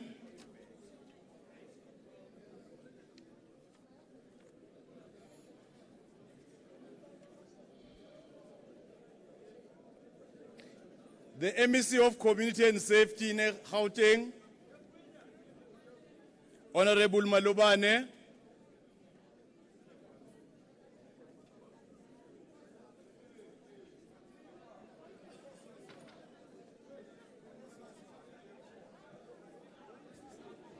you can sit here, they'll bring your name. How's it?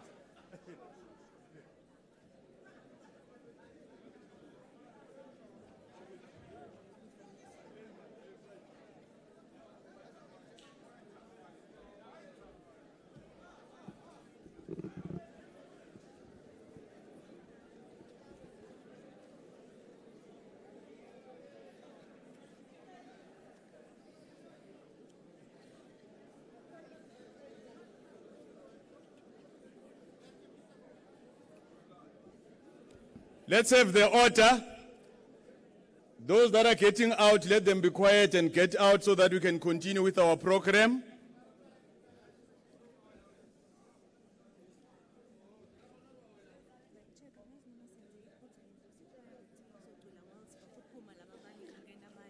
Let the choir entertain us whilst the others that are getting out do so quietly. Let's have the choir to entertain us.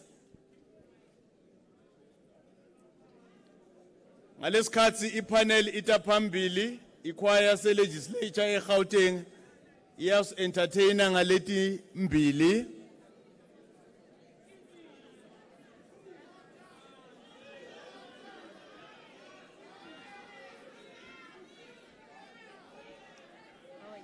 How's it? Happy to see you.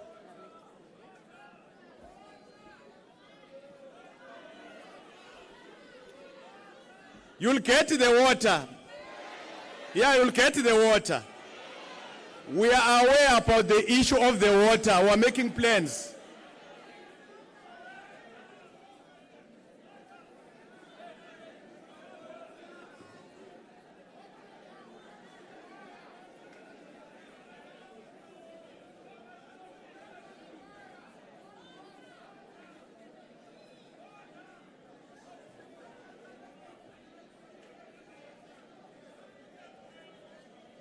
Ndawubamba one line ubamthathele elinye line now. Yeah.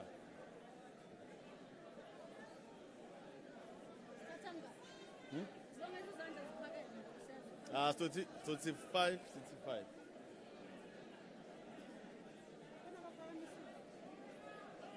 I-issue emanzi.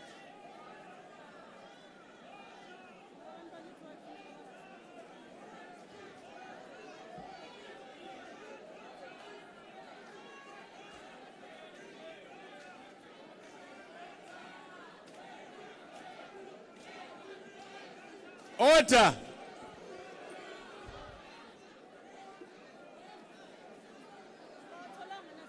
Kanti why lamantu bangawadilivi lapha kulabantu?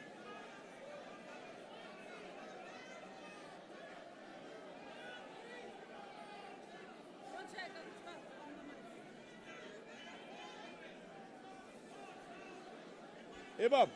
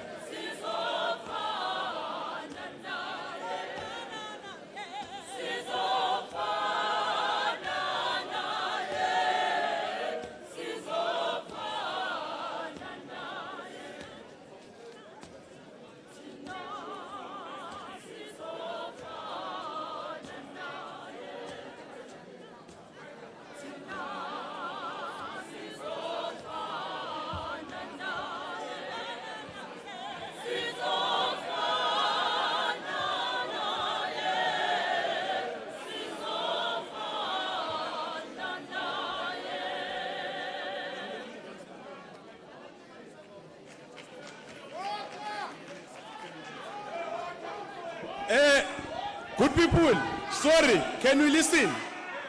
The service provider was running late. I'm reliably informed that in 5 minutes, you'll have the water. 5 minutes. Let's have the last entertainment song by the choir.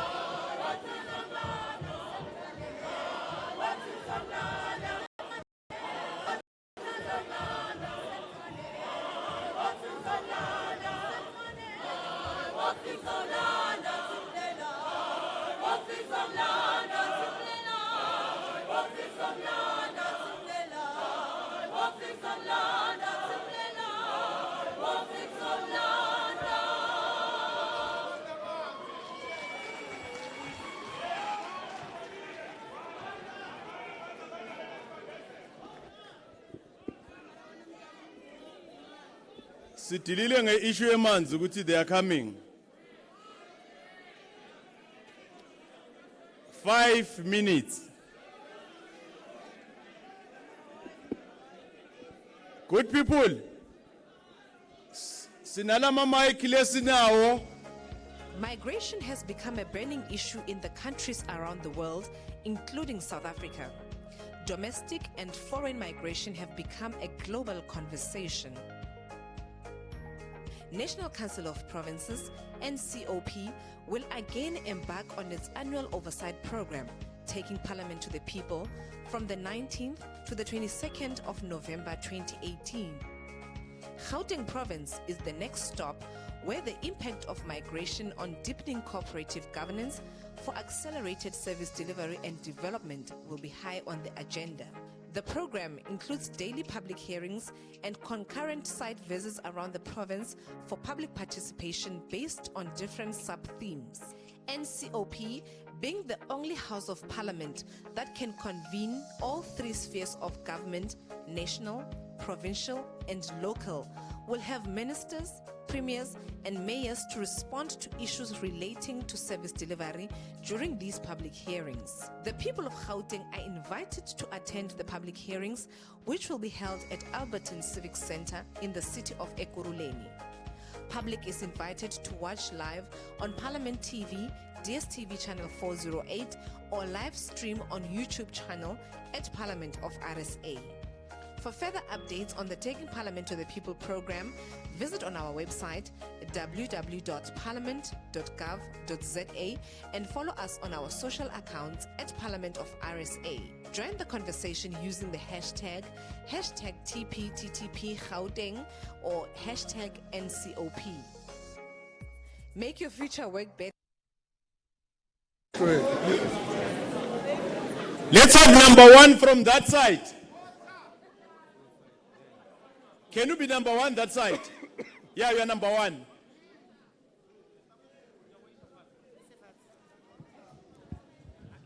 You introduce yourself and then present your problem. At most, you can take 2 minutes, but not more than 2 minutes. And then,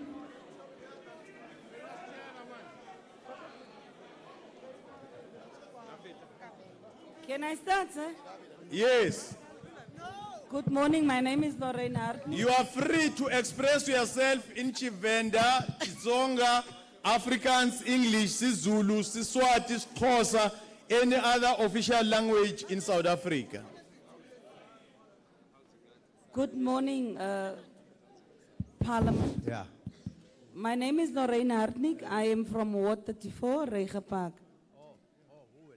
My issue and my problem, sir, is that I know it is a common problem in our province, but cable theft has taken over our lives. To the extent that communities suffer some days, weeks on end without electricity. In our community, we have taken it upon ourselves to now guard the cables. What is disturbing is that the tenders, the contractors, whoever Ekurhuleni give these contractors to, are short-staffed. We have a situation in Reiger Park at the moment where the senior person at EMPD, Mr. Bentley, told us that there are 6 people employed for the entire province and on the cable theft unit. It is unacceptable, sir. We are losing our lives in guarding these things. Then EMPD takes it upon themselves to employ contractors. Those contractors themselves are not up to standard and they are not providing the service. All I am asking Parliament is, in earnestly, look at this. It is a serious problem. It is affecting our communities. It is affecting our livelihood. Thank you. Thank you. Let's have number 1 at the back. All right, my name is Lerato Matsobane. I'm from Ward 40. Potso ya ka jeno mo holona mo pele mo jwalo ka di leader tsa rona. Ko hore ke mohlanning le deliver promises tse le di etsang ho rona jwalo ka setjhaba. From mo teng e ke leng go ho yona re na le problem ya crime in such an extent ya hore maponesa ha re ba bitsitse ba tlo ko community ba tlo re thusa ka problem ya dinyaope, for an example. Batle mole ba fitla ba tshware motho ba fitla mo di shopo ba mo lokolle a khutle ka maoto. Bana ba mo tshwarela to begin with. That is the question. Question ya rena ya bobedi ko hore le deliver nini mo service delivery e le re promisang yona ha re ya ko di election now and then le sa khone hore after the election le be le deliver what you promised us. Ke se re batlang go se tseba fela. I thank you. Siyabonga. Number 1 kule line. Number 1. Dumelang. Ke tla bua ka Sesotho. Potso ya ka e shebisise igama nesibongo newadi yakho papa. Okay ntate. Ke Pitso Mokoena wa Ward 21. Ke le Ward Committee wa Community Safety. Ke shebisise potso ena ho mme ka mane. Mme re na le bothata mo re dulang teng mekhukhung ya rona plekeng tsa rona. Mo e le hore re na le baetapele ba ile hore ba re tshwere. My leaders a informal settlement eo. Ra thunya batho ba bolawa. Mo e leng hore my leaders a rona ha bolauwe. Lona baetapele ba rona ba khavua jwang batho bao. Go re ke botsa hore na bona hore no batle ba be safety le ba cover jwang. Sa bobedi potso ya ka ke shebisise ho batho ba re phelang ho bona matswantle mo plekeng tse re dulang ho tsona. Ba ba ile re gona jwale ha bana ditokomane tsa hore ba be lefatsheng le la rona la South Africa. Mo le re rona re nka puena re isa pele ho lona. It's tsosa ka rona re bua ka ntwe ka re ke xenophobia. Of which is xenophobia, batho bana bosule motshehare ba re hlokomeza.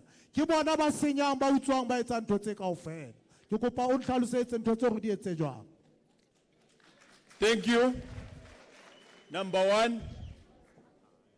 Potani bagwethu. Ngonyaka ka 2006 imoto yamaphoyisa yachayisa indlu yami. Namanje abakoyoki. Ngisahlala emkhukhwini le ndlu le iyavuza. Le abangipha yona i-60,000 ungayakhe indlu nge-60,000 ngifuna ideputy yamaphoyisa eyatshayiswa ngamaphoyisa asethokoza. Amen. Thank you. Sibuyela with that line.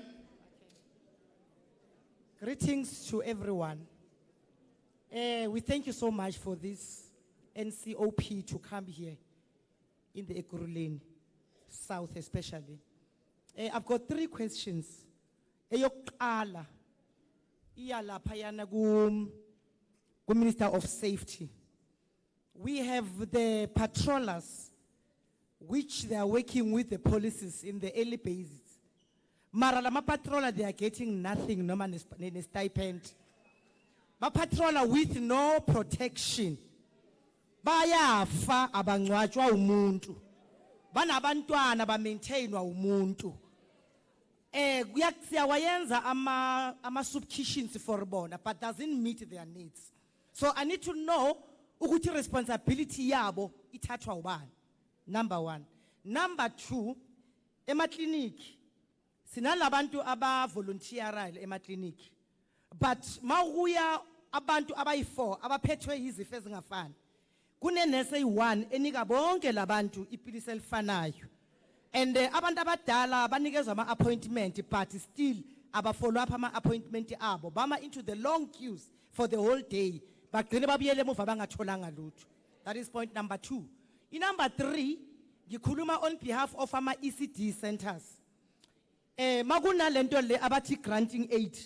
The most of them are qualifying ngenxa yani yokoloda amanzi because aba well under indigent. Noma nabantu abayi10 noma abayi20 bayafana. So we need to know ukuthi bancedwa kanjani bona. I thank you. Thank you. Same arrangement. Sibule ya queue move. Tumela kina tumela bakume.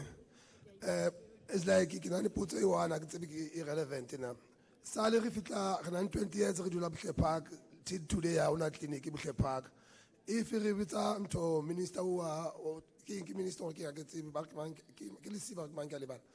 Ore ha o gona halo re ka thola dintlu re ka thola clinic because of hona clinic e haufi mo Londale. But umakala o ya ma questioning o thola di clinic di close. And re na le challenges serious at clinic Buhle Park I attend each and every time we are promised. In a way it goes and talking right because no community Buhle Park but decided no clinic no vote in next year. If I go to the clinic then there are no vote around.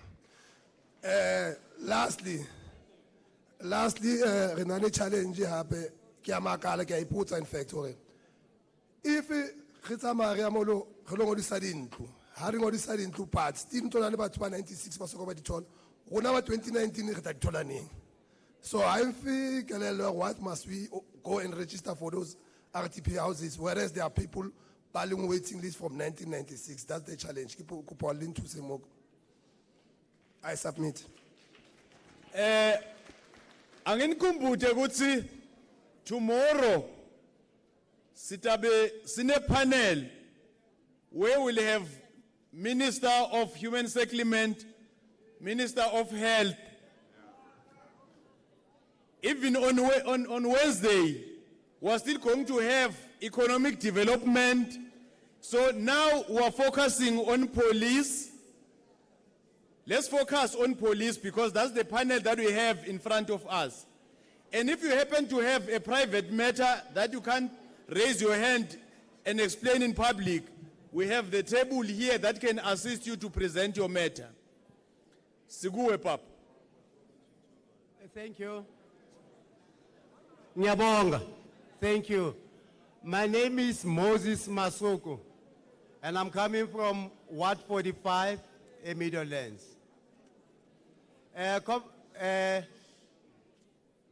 Okay. I wanted to raise a question simply because during this, the speakers have mentioned much, but before I come to the question, I wanted to say thank you to NCOP, because I believe what we say will help you to help us. Now the question was that because of the ever-increasing immigration ever increasing population, ever increasing population in terms of crime and number of other issues. What are we doing to capacitate, particularly in home affairs? Now, I don't want only to raise just the question, the problem, but I wanted also to suggest a solution, which will then, how about setting up satellite locations in areas close to the people, where people could access services quite easy. In terms, ya gore, how nali satellite location e dilang ka, e capacitating issues sa home affairs, then people will enrich them close to get their problems sorted. I have seen with the Department of Labor, where they have publicized their manner in which they communicate labor issues, Labor Relation Act, issues of equity. But now, cannot the Department of Home Affairs benchmark and start publicizing issues, the Immigration Act, because number of us don't have enough to understand it. That is the reason there are problems in terms of interfacing and cooperating to each other. Same way, even to same issue, their capacity, satellite locations can become a dynamic issue. I'm asking that question and providing that suggestion. Thank you. Thank you. Siguwe Pap. Sanbona. Yebo. Igama ngumusa wankosi from Ward 68 eDaveyton. Nginama concerns awu2 la ngithanda ukwa-raise, particularly yokuqala izoya ku-community safety. Sine problem la, whenever we calling ama-van, whether it be sector van or a police station, we were told ukuthi iDaveyton it only got 2 yama-van to service the entire township.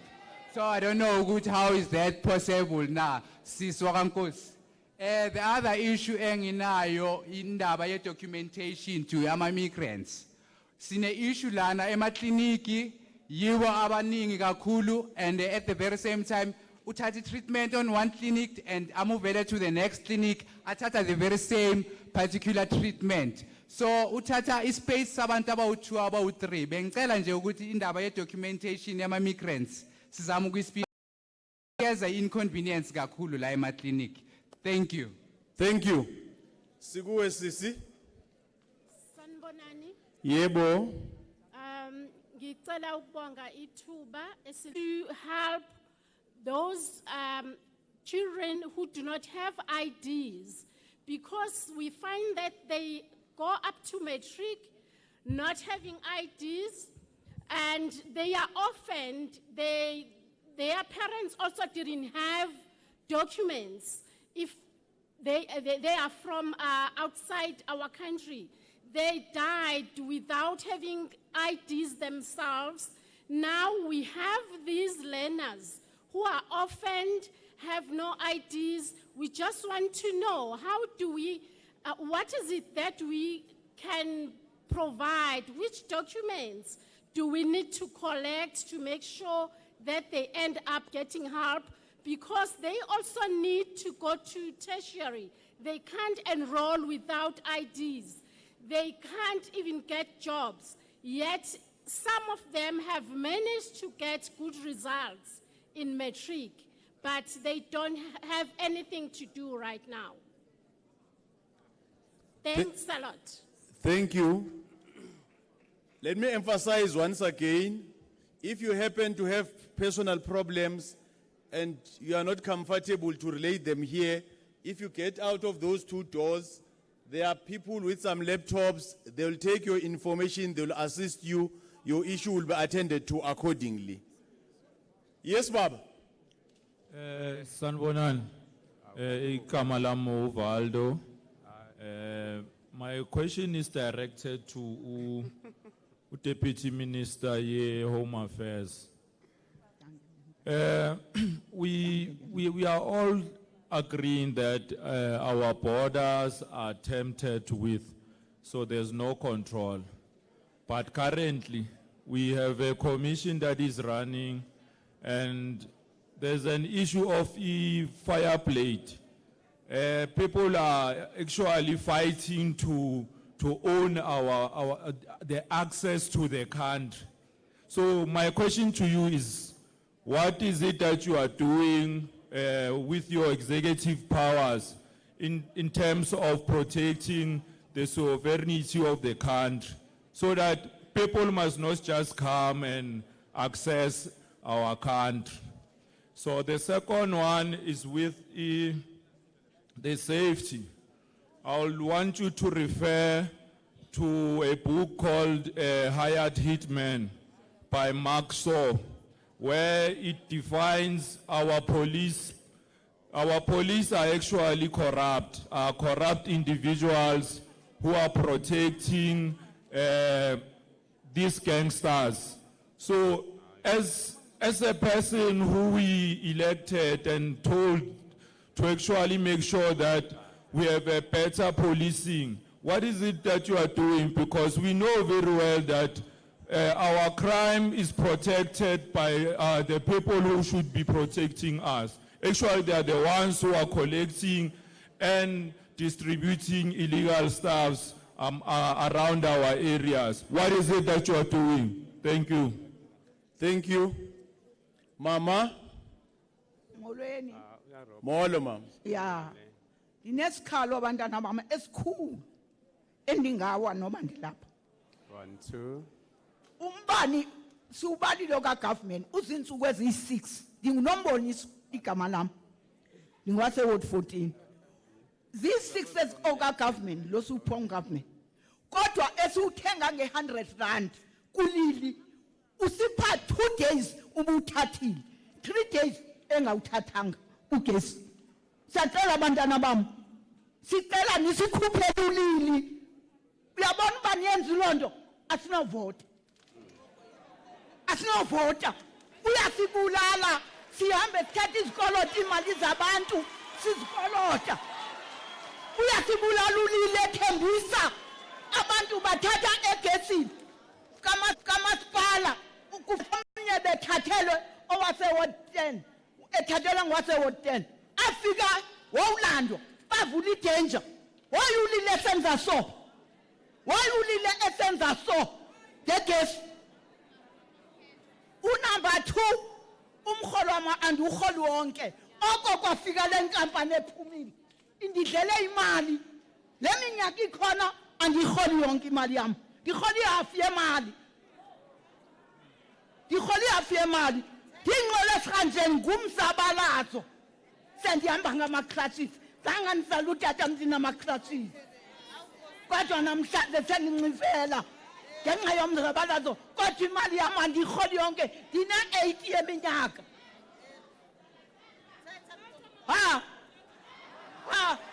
Nyasibulala, nyasibulala.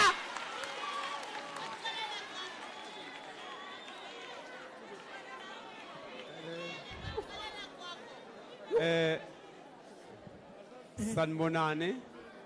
Usakhuluma. Yes, baba. Yebo baba. Siyabonga kakhulu bese ngithi sebangijampile. No, wajump. Igama lami uLucky. I-ward committee ngisuka endaweni yase Angelo e-ward 33. Umbuzo wami ubheke kakhulu emaphoyiseni. We have a challenge each and every week, each and every day. Kuba khona abantu abadutshulwayo. Kumele kube khona umuntu ofayo endaweni esihlala kiyo eAngelo lapha engase Bosbeck. And abantu ababulala abantu bayaziwa. And esihlala si-reporta each and every day kumaphoyisa. I'm so surprised ukuzwa one of the police athi bona abesuthu bayabasaba. They can't help us. So now uma ngabe uminister akhona lana sicela ukuthi asibhekele that police station ekhona eBosbeck sidinga ke siyabulawa siyadutshulwa each and every day. And then bese ngiya ku home affairs lapha na ku home affairs now we are going towards our election next year. Ngifuna ukwazi strategy sabo abasebenzisayo ukuthi isiphi ngoba each and every day they have to cut a line. Basitshela ukuthi line yinde kunabantu abajikiswayo uma ngabe bayofuna usizo babuya bangalitholanga usizo. Now kule organization yami engiyo ANC si transport abantu each and every day to go and register to go and get IDs and then only to find ukuthi abantu bayajikiswa because of the line. So now sifuna ukwazi ukuthi isiphi strategy abasiphethe to sort out this issue. Thank you. Thank you. Ke mo leng gore ba minor thing and legals. Number 2, Home Affairs. Re kopa le re bolelle gore le berekisa strategy se feng sa batho ba tswang ka kontle. Yeah, because na ke tswafa ke ya Nigeria ba mpatla ditokomane. But these people from Nigeria who are free in South Africa. So we enough. Please, berekisa molao straight. Ra lebo. Thank you. Yes, Pap. Okay. No, at the back. Okay. Sanbonani. Yebo, Pap. Okhulumayo njengamanje na ukukhuluma umhlonishwa uFreedom Khumalo ongaphansi ke Ward 79 eIvory Park. Into nje ngizoyikhuluma lapha elihlungu. Sikhala ngento eyodwa ade ngisubmithile nge20 eSoweto. Ngikhuluma ngecrime ubugebengu lobo sebuqeda isizwe sase Gauteng. Uma ngakhuluma nje eIvory Park usuku nosuku kufa umuntu. Ngasubmit kwathiwa kuzoba inyanga e1 ngizonikezwa impendulo namanje ekaqhamuki. Ngithi ke ngifuna ukubuza uhulumeni ukuthi ufuna kuze kufe bani ukuze sukume phela ngoba abantu bayafa. Ufuna kuze kufe bani mhlambe ngichazele. Okwesibili engikhala ngakho eGauteng kanti iyophela nini mzabalazo. Abantu bahlezi kuma informal settlement badluwa amagundane kanti masikhuluma ngempilo zabantu sikhuluma ngenjani lezi ngoba abantu bahlezi emkhukhwini. Asiphume phela emkhukhwini. Abantu bethu abathola impilo engcono njengoba nani nithola. Ngiyacela uhulumeni ukuze bonke abantu besizakale. Okwesithathu engikhuluma ngakho nje ngikhuluma ngetransport. Ogogo bethu uma beya empeshenini bahamba ngamaveni beqasha imoto. Uhulumeni kunabantu abakhubazekile akube khona phela uhlelo lokususa ukuthatha impilo zabantu ngeserious. Abantu laba bangasakhona ukusukuma ebe nemonto ebathathayo lapha basuke behlala khona. Ngithi uhulumeni akakubheke nalokho. Okugcina kukodwa nje ngithi ke manje ngithi uhulumeni waseGauteng njengoba uprima eshilo ukuthi icrime la eGauteng number 1 akasheshe ngoba uDecember abantu badlala itokofela badlala zonke. Hey asihle kahle eIvory please ithatheni serious. Ngithi ngasubmit nanti iphepha engasubmitha ngalo that's evidence enanikeza yona kwiparliament yaseSoweto nathi nizomphendula namanje likamphendula. Uma niza kubantu yenzani serious ukuthi anizosikhohlisa. Siletheleni simasibeka inkulumo kini. Buyani phela nizwe ukuthi ngempela lezi inkinga esikhuluma ngazo ziyaphela yini. Okay ngiyabonga. Siyalicela lephepha sizobona lokho wakuletha. Sikuwe papa.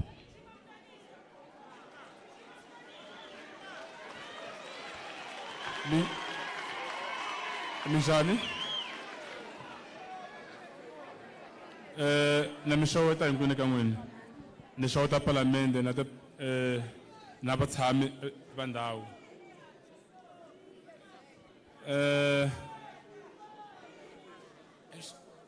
Ebitro mina Inikel Shongwane.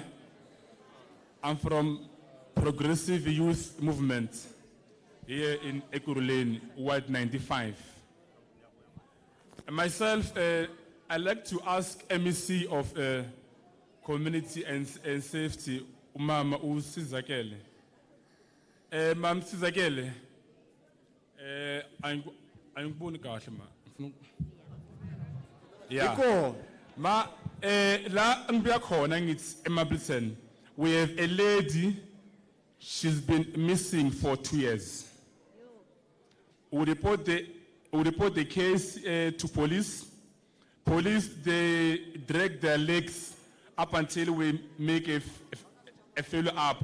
After doing a follow-up, they are saying we must go to Sophia Town police station. It's where missing people have been reported.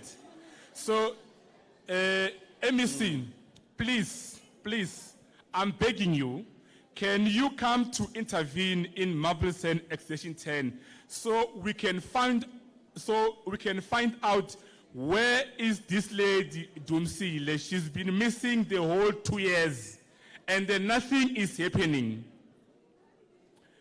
Number 2, Home Affairs. In our movement, we address economical issues based on young people. Can you intervene as a Home Affairs Department? Because we are facing with a situation whereby companies, they're continuing to employ people from outside the country, people who don't have even documents. Can you please intervene in private companies? Because we will end up getting angry and we will show our frustration. You will send police to arrest us. Can you please intervene? Why those companies, they continue to employ foreign people while South Africans were here in this country? And I don't want us to have the mentality of xenophobia when we address this issue. Young people of this country, we have hands, we have qualifications, we have IDs and everything. We're able to work. Those companies who are continuing to employ foreign companies, we are going to address them and they will face us. Number 3, MEC of police again. Can we have classes, maybe induction to induct our police? Police cannot intervene to the issues of economy. Please, MEC, can you warn those police members when people address, example, unemployment? How can police come there to interfere, to have a say on the issue that meant to address unemployment? That one, MEC, we are begging you, can you have induction with police? Police, their job is to deal with crime. Simple as that. Not whereby we address those issues, they collide with companies, they come against us. That one, MEC, we need to be clear that police, they must face with crime day by day.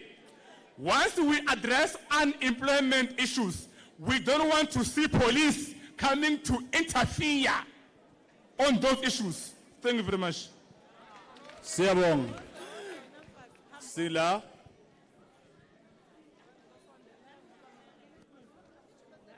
No, imaikila, Sila. Sanbonani. Yebo. Okhulumayo uGloria Zondi obuya eTsakane iWard Committee Infrastructure Services. Ngiqondise kwi-Home Affairs sicela uncedo tu kwi-Home Affairs asincedakala umphakathi awuncedakali kunabo mama abashadile more than 30 years beshadile ebuya eLusuthu eshade South African kuze kube imanje akayitholi iID indoda yakhe isishonile akayitholi iID sicela uncedo kwi-Home Affairs siyacela tu kumanje kumele ngabe uhola igrant oka1952 omunye oka19 something and then bese kuba nomkhulu washonelwa ubesejele ngenkathi umfowabo enzelwa ipasi mase buya ejele umkhulu akasayitholi iID uthola ugogo seshonile mesiya eHome Affairs bathi bafuna iproof yokuthi South African and ubhuti wakhe ukhona why bangathathi ipaternity test ukuze